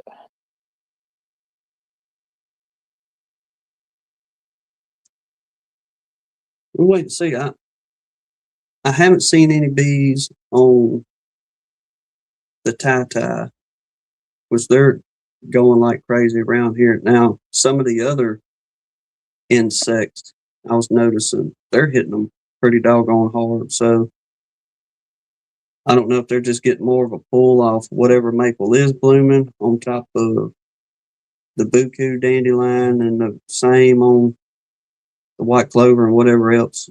White clover, crimson clover, the nettles, Yeah, camellias, azaleas, hollies, all that's starting to open up. Yeah. One of the things I did yesterday and today, and I guess last week, I've been pulling I've left some honey supers on over the winter, and so I pulled all those off. So I wasn't planning on it, but I've got to extract about 10 supers of honey now. But Wow. don't get excited because it's some nasty stuff. Oh no. I was thinking, well, that's a good start, Philip. So I saw that today. I was like, I can't stand it. I'm gonna taste this. So I tasted it, and I was like, oh nope, it's the bad stuff. Yeah. What is it? I think it's that snow on the prairie from last fall in there. I didn't take Oh. any, I didn't take any fall honey from out here last year, so they ended up, they still, a few of them still had a good bit in there. Some of it might be Oh. sugar syrup too, but when I fed them, um, but yeah, I've got 8 scoopers in the back of my truck. If it just had a little bit, I just put it out and let the bees rob it out. But they were full and capped over. Mm. They'll tear the combs up so bad if you just stick those out. Yeah, Yeah. I am gonna do that, DC. I'm gonna feed it back to. I would like to keep it for splits, although they are. I, I'm trying to decide: do I want it for splits, or do I want those combs for the spring honey? That's the decision I have to make. Mhm. So I'd rather have deeps for my splits, but I do use full. But I have to do something with it because if I just let it sit up, then I got to protect it from hive beetles. So Oh I don't have yeah. I don't have freezer space. You know what? I really ought to look. I bet I could. I do have a freezer out here at the camp, and I have no idea what's in it. I need to go look before I leave. I'm scared opening, huh? Yeah, probably got some. It might have some deer meat and some pig and some bees and probably some comb from cutouts, and there's no telling what's in it. Might find you a surprise in there still. Yeah, it might be. Mm. Keith Larimore, the pear trees are starting to show a little bit around here, and we've got 3 peach trees, and 2 of them are the white peaches. And they're loaded with little flowers. Pretty right now. But if them things put off as many peaches as it's showing it's going to put off, We're gonna be eating peach cobbler this summer. well, them youngins going to be happy again too.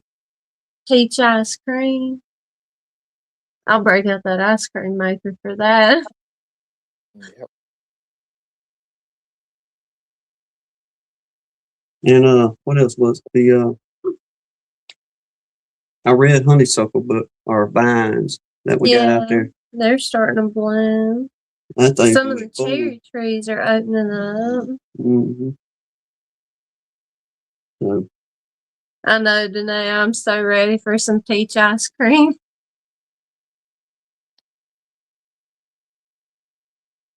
Especially the homemade stuff. Throw it on a hot piece of pound cake. Larimore ain't ate supper yet. hold up. No food talking.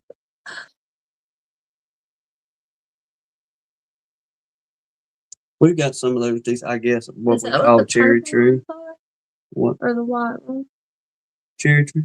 Mm-hmm. What's the purple one blooming right now? I don't know what those are.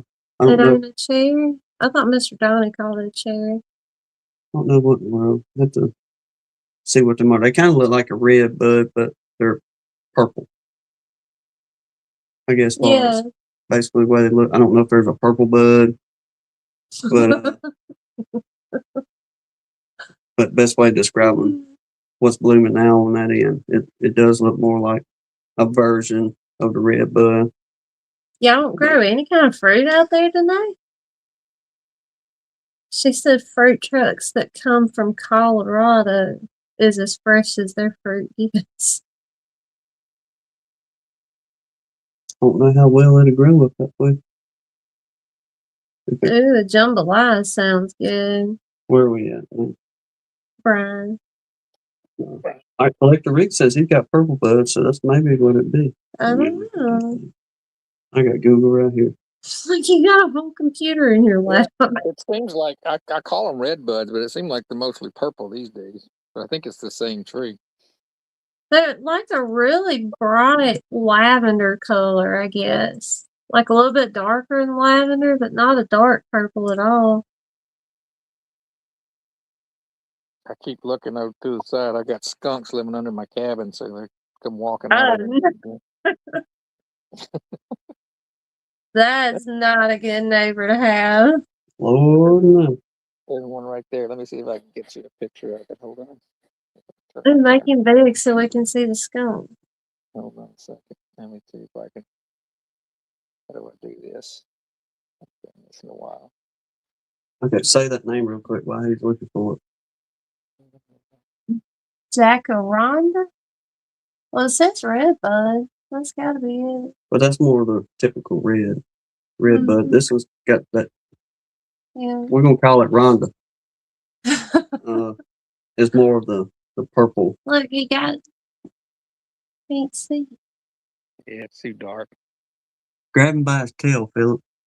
Right. It's too dark.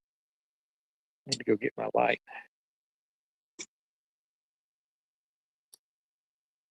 Yeah, my cabin's kind of built off the ground, and they got all these little holes. You can see one right back in there.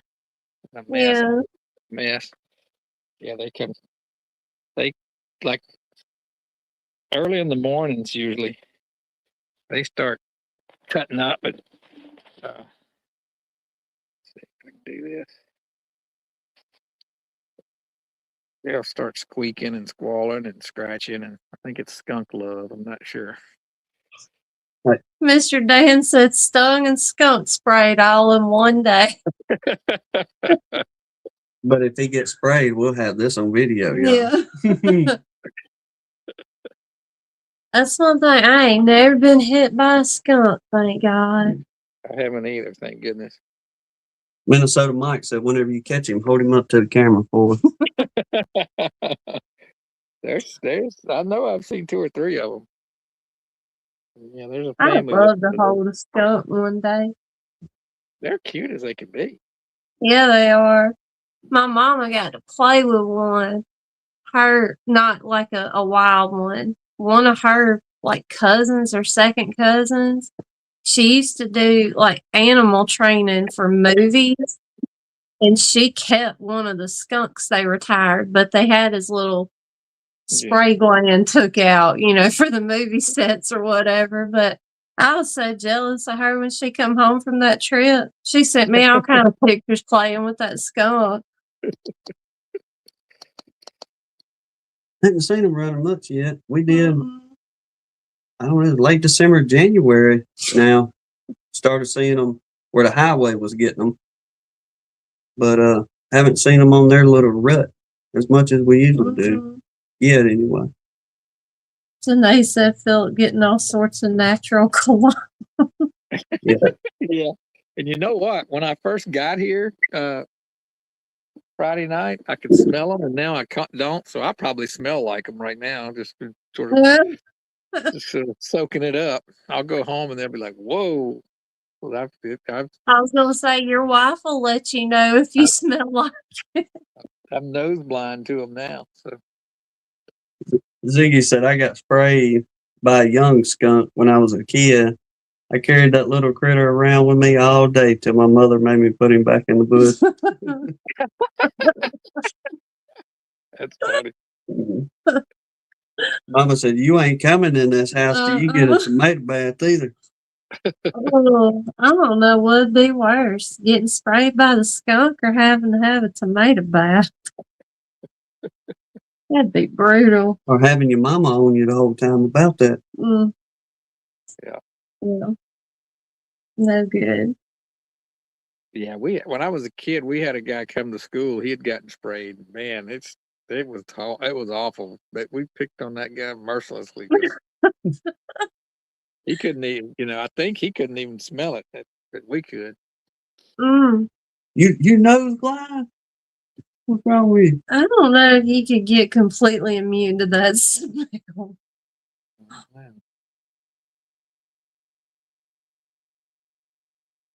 DC said dogs get sprayed time to time in front of the car. Now I'll try to miss them on the highway. If I see where the highway's got one of them, Oh yeah, I'm gonna go around him, buddy. Jess, you need a hammock, dude. Yeah, I know. I went to a scout camp when I was with the scouts, and they said, you didn't. I guess you could bathe, but pretty much you didn't bathe for like 12 days, and you're Ugh. out there with teenagers, and I mean they were stinking in the car on the drive there, and I was like, Mhm. there ain't no way I'll ever get used to this. But sure Ugh. enough, after about the third day, you didn't smell nothing. It was crazy. Oh no. It's actually kind of spooky. But then when you get back to camp, you take 2 showers, and Mm. at the closing ceremonies, they said, all right, now take your hands and rub real hard behind your ears. Now smell that. I said, you can't get rid of that with 2 showers. Yeah. You ain't getting rid of that with 2 showers. But man, you get clean and then you like get home with your bag and open it up and you're like, oh my gosh, that is awful. Oh, oh, oh, Remember throwing old Roger in the dump tank, the fire oh my competition? gosh. Yes. There was a guy on the fire department that he didn't have very good hygiene. We'll just put it like that. And his nickname was Stinky Roger, just because he stunk. He wouldn't take a bath kind of thing. He refused to take a bath and he claimed to be allergic to every stick of deodorant that's produced on the face of this planet. But used to each year, all the volunteer fire departments would come together and we would have fire competition. And we'd do different relays and this and that. And, whoever got the most points was the winner and had bragging rights that year, being the best department in the county. And we had went down there and we got a team together. And Roger was kind of like a stand-in guy. And we had this one particular relay they call water on the roof. And you had a dump, what they call a dump tank. If anybody if you ain't familiar with it, but it's basically like a swimming pool the fire department can set up to draw water out of if you don't have a hydrant or something like that. And they had this old dump tank slam full of water, and you would run over there, get your bucket, fill it up, much water as you can, and you had so much time to run back to this little roof that they built, and it had a gutter, and it caught the water in a 55-gallon drum. Measure how much you threw in. Yeah, so whoever had the most water in the bucket won that relay, this and that. Well, we got done with water on the roof, and we all just kind of looked at each other and looked back at old Roger there. Didn't have time to move. Every one of us on our team grabbed old Roger up where there was an arm or leg or whatever we could get our hands on. Flung him in that dump tank. You get in the bath today, Bubba. Right off on there he went. Oh, he was mad. Yeah, he wasn't real happy, but at least he got rinsed off that day. But it didn't help much. You probably smell like a wet dog after that. Oh, yeah. I was grateful we didn't have to ride home with Oh, Lord, no. He did ask me for a ride one day, going somewhere. And this was it was either before or after one of them competition. I said, Roger, I'll give you a ride. I said, but you gonna ride in the back of that truck. You ain't gonna let me ride up front? I said, no, I'm not letting you ride up front. That's the rule. If you want to ride, get in back of the truck. He loaded on up and I carried him down the road wherever it was he needed, but it was one of them, Bubba. like trying to get the smell of a decaying carcass out of your vehicle. And that ain't a big exaggeration, just a little exaggeration. I mean, I get, you work all day, aromas are going to occur. But, thank goodness the good Lord got us smart enough where we can have running water in the house and a bar of soap at the minimal. And You can get yourself clean. Mm-hmm. Anyway, James said Oakie's awake. Is she bouncing? Y'all see her back there? She's only got a couple more weeks before her great escape. Yeah, we're gonna cut her loose probably about mid-March. Let her Mm-hmm. be a flying squirrel. I think she's packed on enough winter weight to last her till she figures it out there. But we've been doing a lot of stuff like acorns and crickets and stuff. So she'll know what to look for. I hope. Oh, she'll be all right. She'll make it out there. I kind of hope she don't go too far. I don't think we will. We're gonna take her little. We got her little cedar bird house we bought for her last year or something like that to nest in that thing. And she's done chewed it out around, you know how them old squirrels will chew a bird box out, but she's got it chewed out just right where she can get down in there. So the plan is to take her in her little box, and I'm going to try to get her up about 16, 18 feet up in a tree and put a little box up there, and you're free now. You made it. You can But put, I'm not being rude. I gotta stand up just a minute though. you can put like a little bird feeder or something down that tree about 8 feet off, 8 feet off the ground, and you can still give her some like seeds or something. She'll probably come down there and eat them at night. Yeah, I'm gonna put her a little something out there until I guess she starts figuring out that wild a little bit better, figure out what she can get into, what she can't. And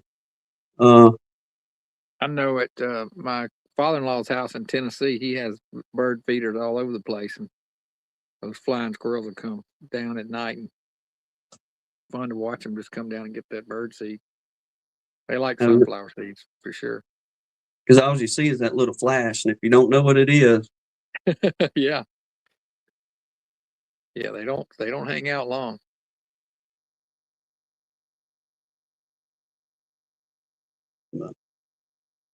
Yeah, I think she'll be all right. She'll probably come on to us because we can call her like it's this time of the evening. We'll go over there and do a little call like you calling a dog or a cat, and she'll pop right out of that box. So I'm fairly certain that once she gets out there, now she may scare the mess out of you coming off one of them trees or something land on you, but I think she'll hang around for the most part. But if not, then like I said, she'll move on and let nature take its course, if you will. Yeah, I accidentally shot one time when I was squirrel hunting when I was a kid. I just was like, saw it, you know how when you see a squirrel jump from one limb to the other, and I just saw something moving there, and I knew it was a squirrel, and I shot. And when I did, it just leapt off, and it just glided to the ground. And I knew exactly when it did that what I'd done. Because I mean you usually don't see them during the daytime like that. But I went over there and found it. It wasn't but about as big as my hand. Felt bad about it. I wouldn't have shot it if I'd known it was a flying squirrel.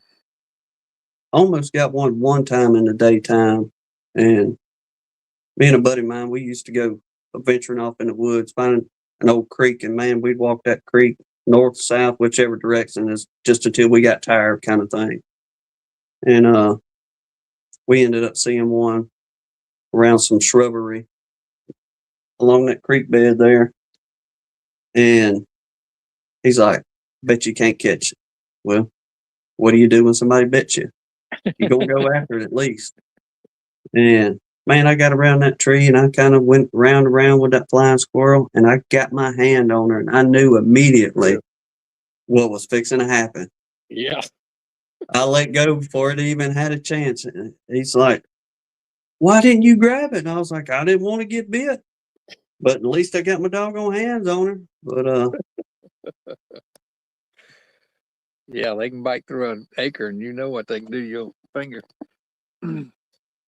Lord, yeah, even her little tail, she tries not to bite her fingers, but every once in a while, if you like wild hand her an acorn through there, Mhm. and she'll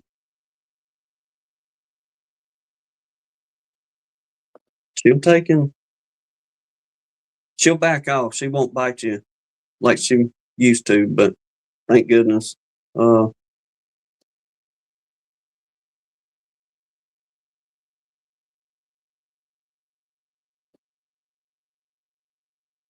She'll be moving on, like I say.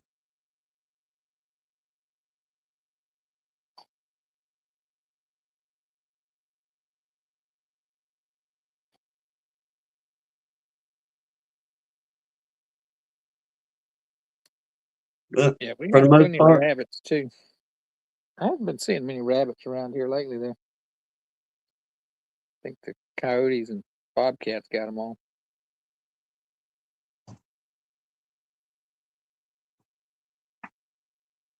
we don't have them running around here anymore like you used to see either.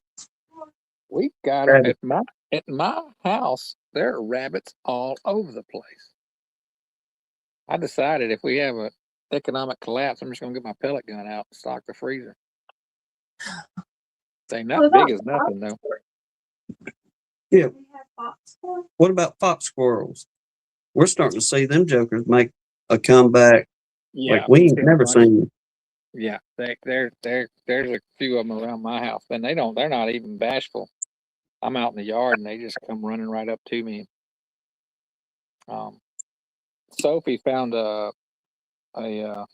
cow skull out here, and when she was younger, she was into everything that had to do with bones. She wanted to collect everything, and she had like a pig skull and a raccoon skull and all that stuff. But so she found this cow skull and she wanted to bring it home, and she did, but she left it outside on the patio.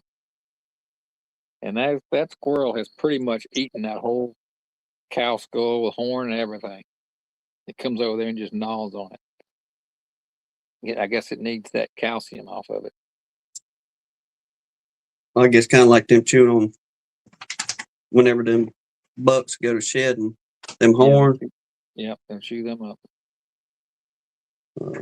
But we're thankfully the old fox squirrels are starting to see more and more of them. I guess a lot of the old timers ain't hunting out in the woods used to, like it was back in the day, anyhow. Because squirrel hunting used to be just as big as deer hunting. Back to a lot of them old timers, and thankfully starting to see a good return in them. But they pretty. And You ain't never seen them. Look it up. I didn't think I had any out here, but I've been seeing a few more lately. I haven't seen any this trip, but I usually see one or two around here. I'll tell you what, when I was a kid, I hunted them hard. I knew if I killed one squirrel, Mom would make that squirrel gravy. That's all I wanted. Biscuits and squirrel gravy. That'd be good. That'd be good too. You talking about them rabbits, man? A good old fried rabbit. Now that sounds like a plan. Blaine said, did we already talk about We're getting into the food segment now, Blaine. You got here just in time, bro. We're talking more organic eating tonight. Rabbit, squirrels. Philip was going after a skunk earlier, but yeah, Is skunk edible? I don't know. I imagine, but I don't know if I want any part of a skunk. yeah. I think last night they were talking about eating stink bugs on Joey's show. Who was that? Somebody. Dad, you eat a stink bug. How did we miss all that? Did he willingly eat that stink bug?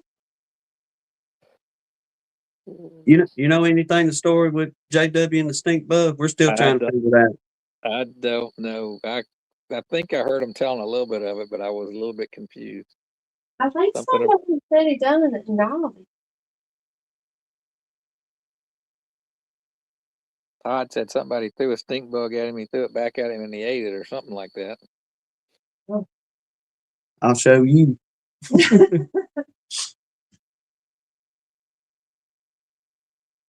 Minnesota Mike says squirrel gravy is amazing. Only had it once as a kid. Man said it was so good I still remember it.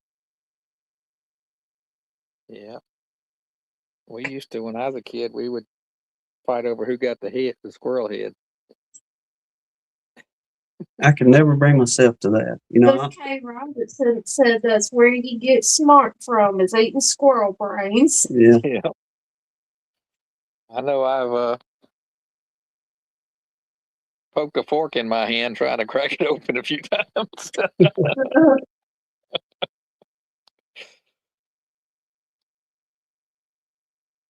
I ain't never eat a crawfish head, so I don't see myself eating a squirrel head. Man, I eat a crawfish head every time I eat the tail. That's where all the good stuff is.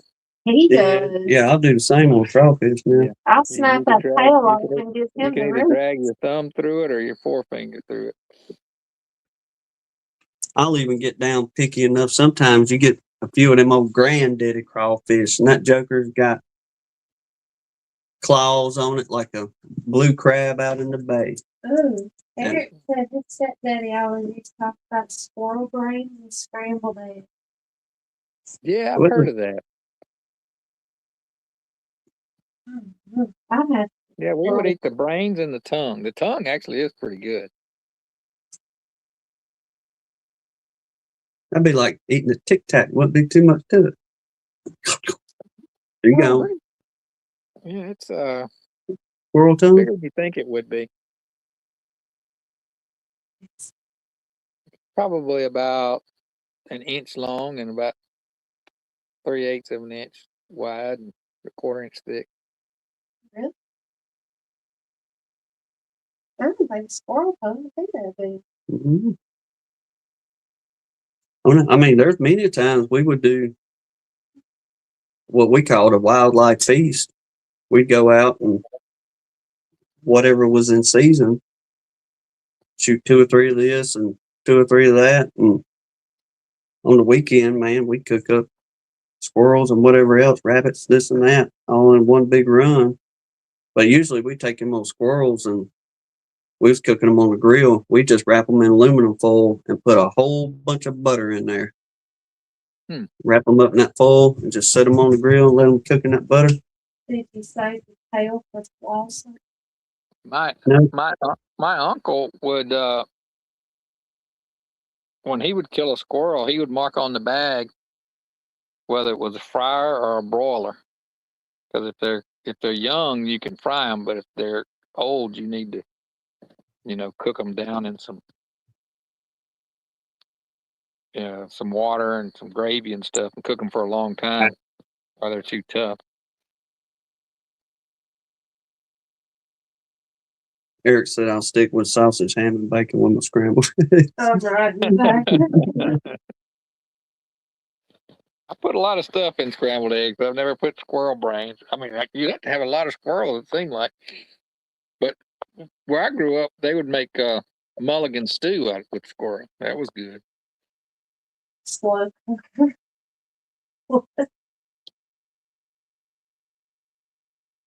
Ronnie's like, make some dumpling.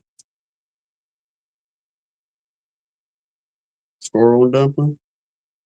Yep. Mm-mm. I've literally been starving before, and I've never thought about putting something like that in my mouth. I don't know. I know one thing I won't ever eat again, and that's hoghead cheese. Huh. I'll pull a Minnesota Mike. I tried that as a kid. The neighbor man, I never at tried that. at least twice a year, he was making him a batch of hoghead cheese. And one day, here, son, try some of this. You'll like it. Man, I took me a bite of that mess and I spit it right back out. And he just looked at me like I was crazy. I was like, I'm sorry, Mr. Phillips, but I can't eat that. Hey, Hmm? the new behavior we like new stuff. Behavior. I said I just started doing research on beekeeping. I'm a new beekeeper. What is the best to start with, a nuke or a package? Nuke. Yeah, we'll say a nuke. That way, like far as Everything's all put together, already set for you. yep, you don't have to wait for them to draw out. None of that stuff. The packages are good. Don't get us wrong. People have great results with packages too. But For to, a newbie, I would do something. yeah, most definitely try If your nuke. If you want to see the whole process, you can try a package, but you're running a pretty high risk of them absconding sometimes.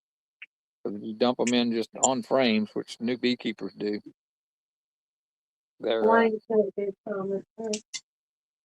they sometimes don't stick around.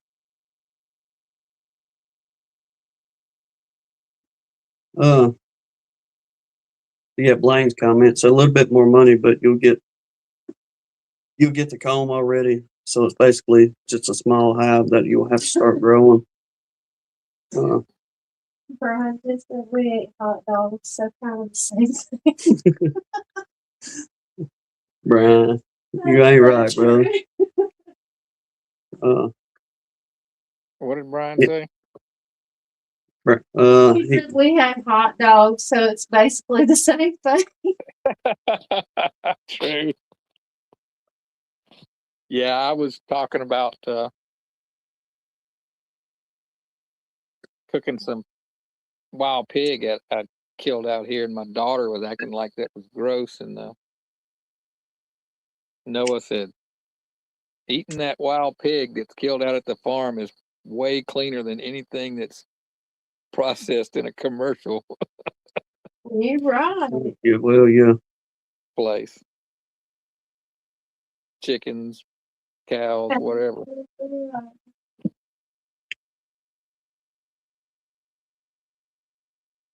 Let's see. Clay said there's something to be said about watching a package go from nothing to something, but I always recommend a nuke for newbies. Indeed. It's just a whole lot easier for a new beekeeper to get started. Well, especially if you're doing it this time of the year, because you're really going to be able to watch them grow, and you will get to see them. I only try to process your messes and building frames, but you'll get to see them build on more frames when you move them into a bigger Yeah, you get to build on 5 frames.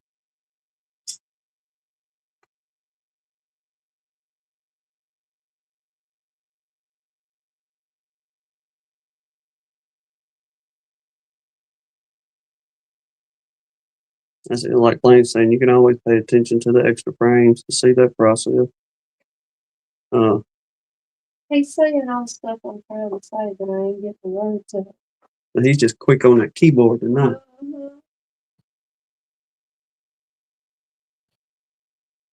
That's disgusting. Yeah, I don't know if I don't know. I've heard people eating beef tongue, and I've never been able to bring myself to that either.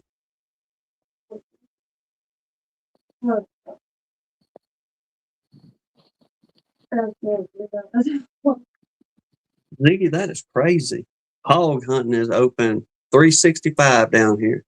Yep, you can shoot them in the middle of the night with it. You can use a light, whatever. We don't care as long as you shoot them.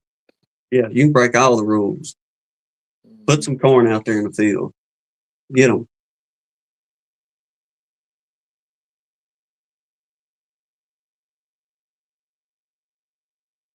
I'll tell you what, I haven't seen pigs out here in a while. I'm sure they're around. I haven't seen them in a while.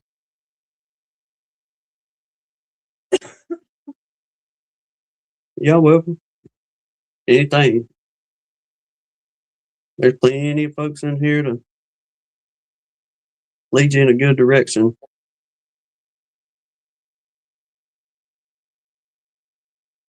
Welcome on in. Brian saying things kind of cranking up in his neck of the woods too.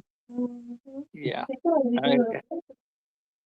I wonder from Blaine if it's really dry here. I've noticed that the winter rye it's not even ankle high. It's usually knee deep, it seems like this time of year. So I'm a little bit concerned if we don't get some rain soon, that the wildflowers aren't going to be that great.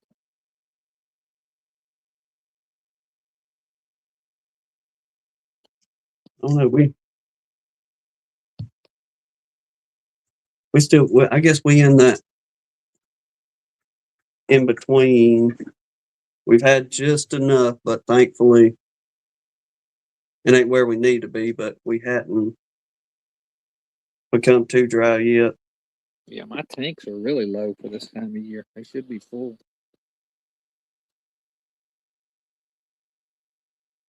Oh, he's seeing blue bonnets. I saw some blue bonnet plants, but no flowers, and they were really young.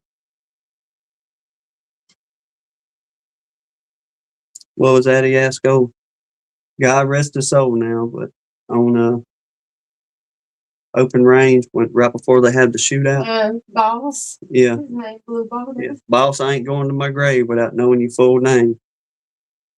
Blue Bonnet.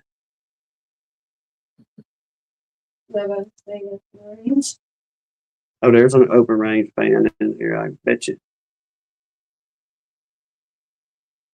I bet the ladies sing it. Yeah, it wouldn't bother me if the blue bonnets held off a little bit longer, because I just got second deeps on mine. I need them to build up some comb on the sugar water I have. Gave them. But in a couple of weeks, boy, it can flower all it wants. Well, I ain't checked the weather out, but I guess sometime this week, North Texas and like the southern end of Oklahoma and all that, they're talking about supposed to get some bad weather. I don't know how bad y'all gonna get anything, or if y'all being a little bit further south there, at least get some kind of rain out of it. Yeah, I hope so.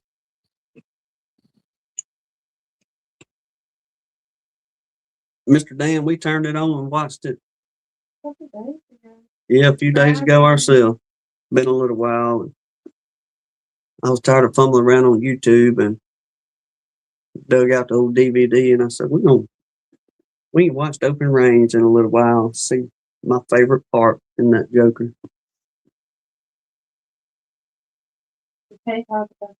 I could talk about it, but I just have to watch my wordage. Big time.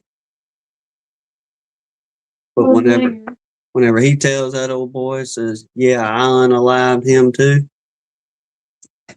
Boom. Game over.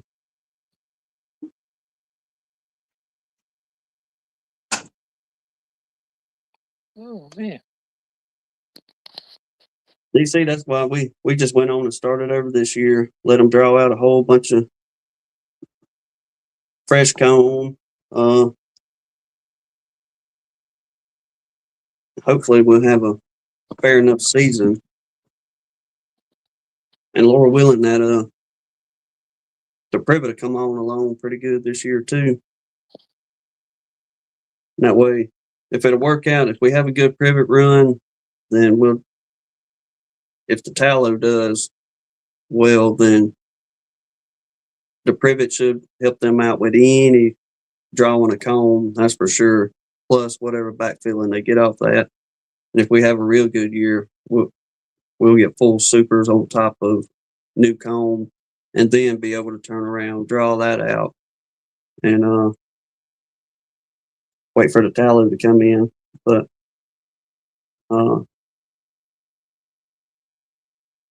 that's why we just like say fresh start on the comb.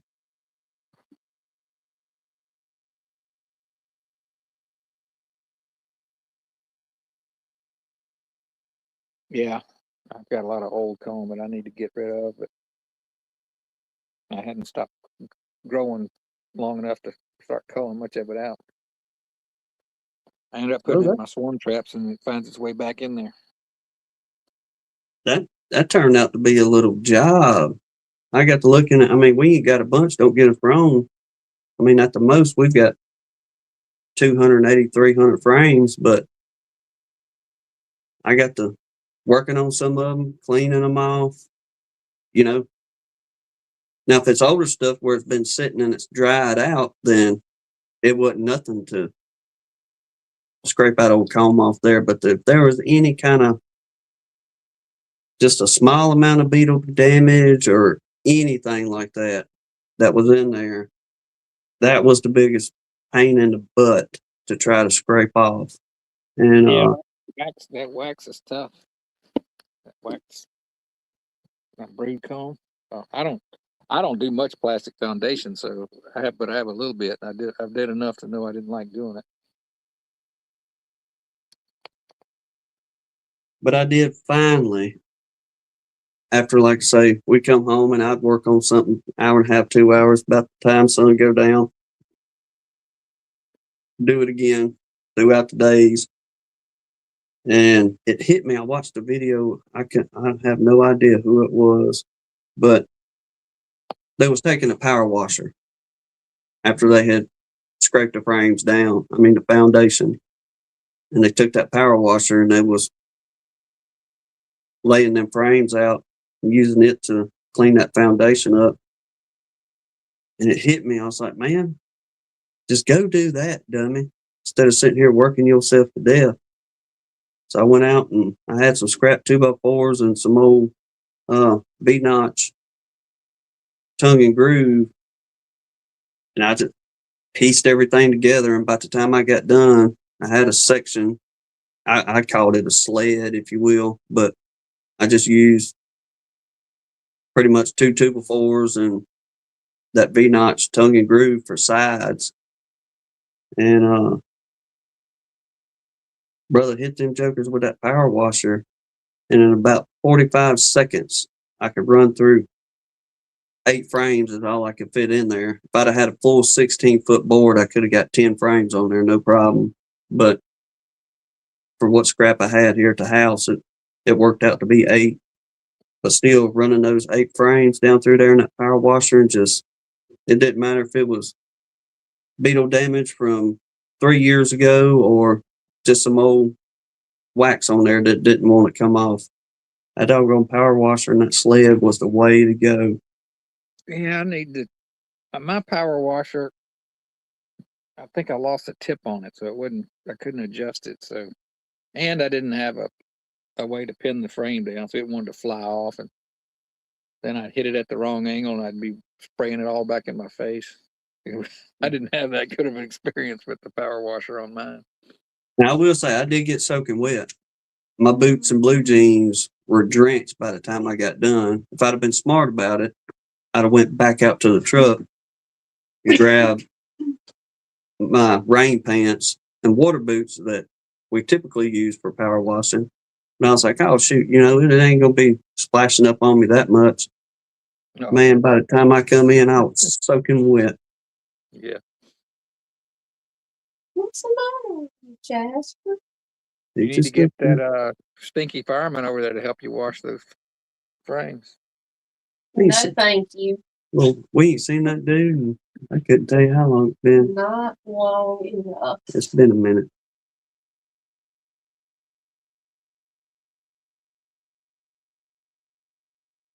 Tell Blaine how good DC blackberry honey is.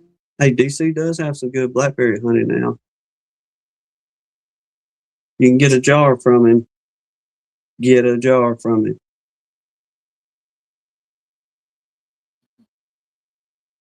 Hannah's got hers stashed away in there. I'm not allowed to touch it. She got her own little stash over there. I only do that with a very select Phillips fall honey, East Spillman's honey, DC's blackberry honey. Well, I got bad news. If I don't find somewhere to put my bees in Capel, that fall honey's a thing of the past. Oh, no. Yeah. That's discouraging. because the fall honey in Crossroads and the fall honey down here at Richland is not worth having. Is that the stuff you got so much of you're trying to feed Well, back yeah, to? they the fall honey up at Crossroads, it might have had a little bit of snow on the prairie in it. I'm gonna try to maybe try a little different and see if I understood what people talk about how fall honey is nasty, but the fall honey that I haven't having Capel is great. But like I said, I got no bees there now. I took the last 3 little nukes from there to here this weekend. Oh, We're beeless there. so what was that, like an out yard? Somebody else on? Never. Yeah, that's where didn't you start that yard just a few years ago? Yeah, I had one season on the Crossroads. It's only 17 miles away. I thought the fall honey would be similar, but it's not. It looks almost identical. It's dark like that, but it's just not very good. I've got like 3 cases of it at my house. I just not even trying to sell it. It's kind of got a licorice taste to it. Yeah, I'll be out too. My Noah said it reminds him of like Fig Newtons, the way it tastes. Really? Yeah, it's different. That's interesting. Yeah, I'm just gonna feed this back to y'all. I'm gonna try to make some mead out of it just to see, maybe just a gallon out of it.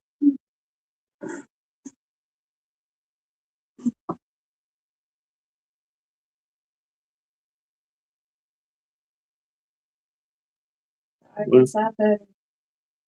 I did make some mead out of this the honey here. And I was trying to figure out what I could do with it, the fall honey, and it was terrible, just like the honey. Yeah. I poured it out. It was awful. But the spring honey here is great.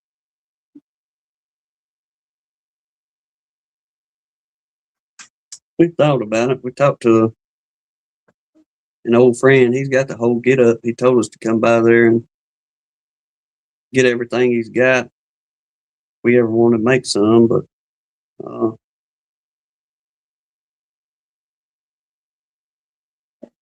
just hadn't done it. We've got like 8 or 10 gallons at home. We still need a rack and put in jar bottles. Do something about it. We made it just probably the 1st of December.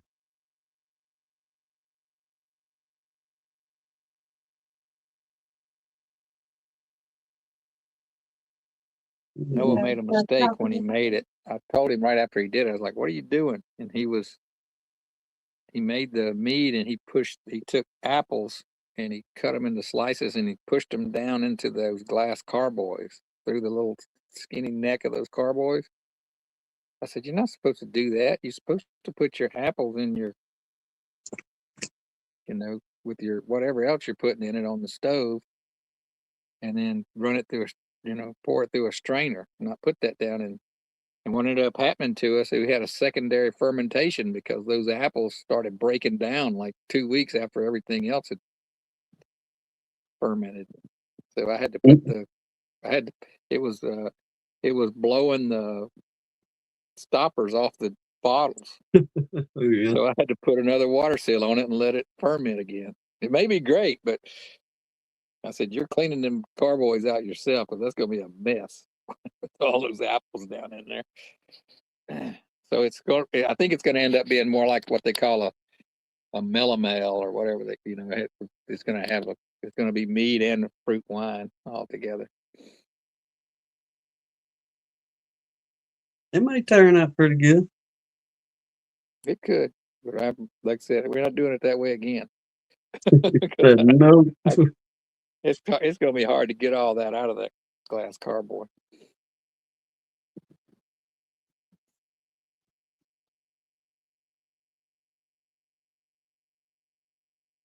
Lane said one of these days I'm gonna put a colony aside and feed them Dr. Pepper and have them make me some Dr. Pepper honey just to see.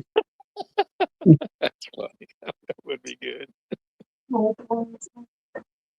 Blaine's gonna set a colony to the side and feed them Dr. Pepper so he can have Dr. Pepper honey.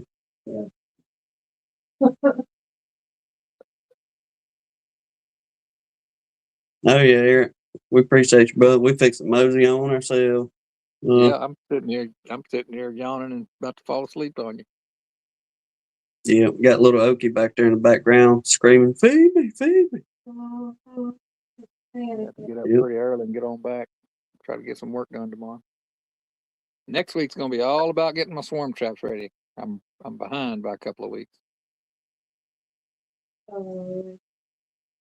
Hopefully within a couple of weeks I'll have them all hung up. Well, the only thing we got to do is now is cut our boxes out. Got everything laid out. Got enough for sides, bottoms, cleats, the whole shooting match out of one sheet. So, I just got to build about 60 or 80 frames. That's the main thing I got to do. And then yeah, that's about it. And I'm trying to work on another way of hanging them. I don't like the way I'm hanging them right now. Got a couple of ideas I'm gonna try.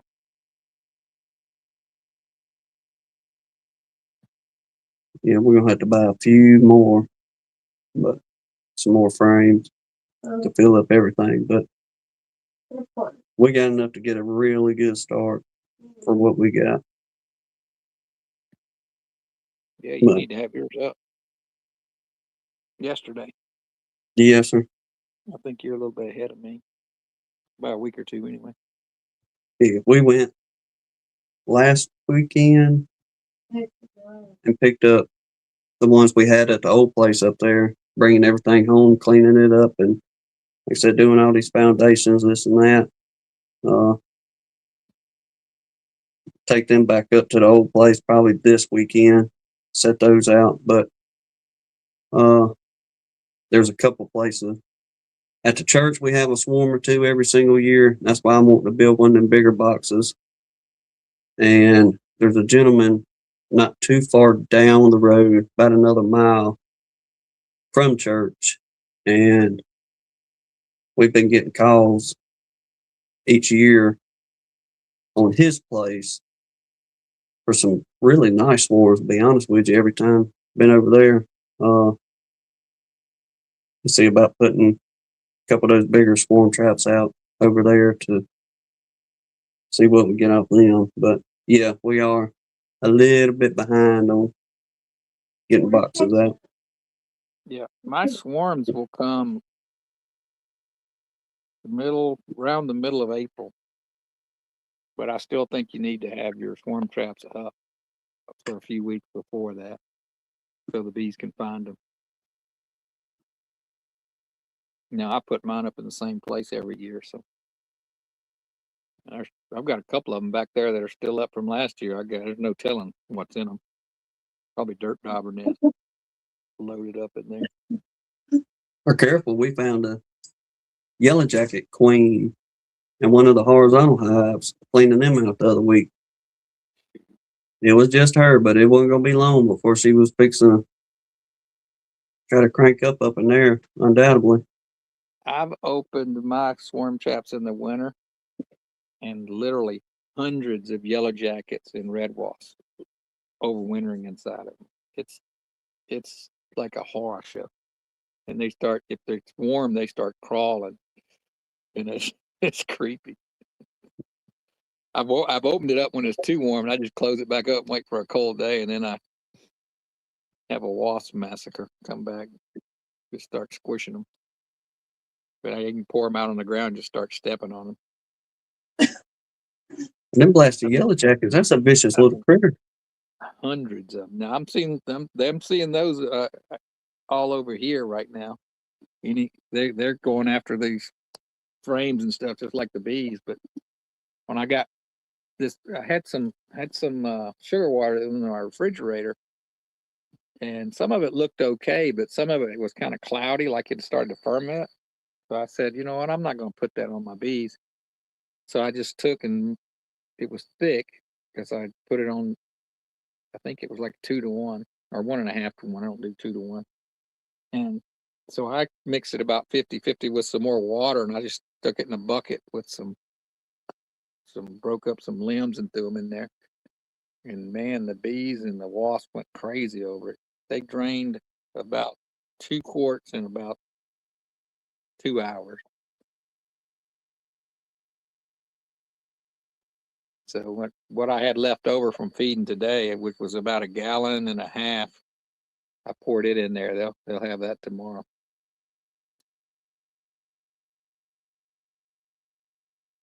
Oh, them yellow jackets, like when we do the open feeding out there, about 2 or 3 days, if they don't pull that down, that sugar it'll go to turning on you in a couple of days.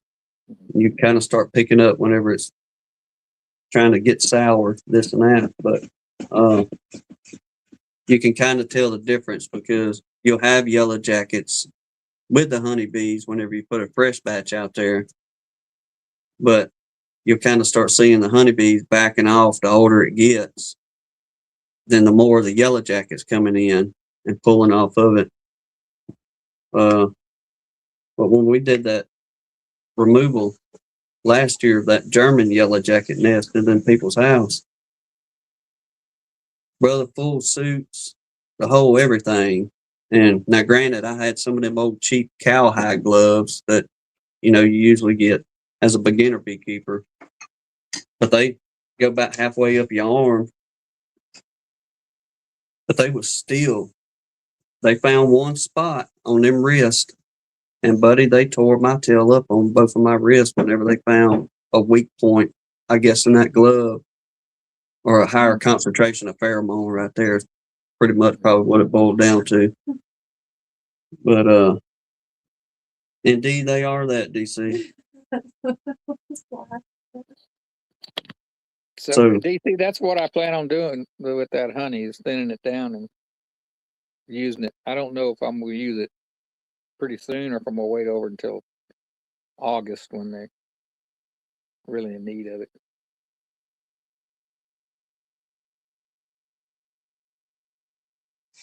Flying demons.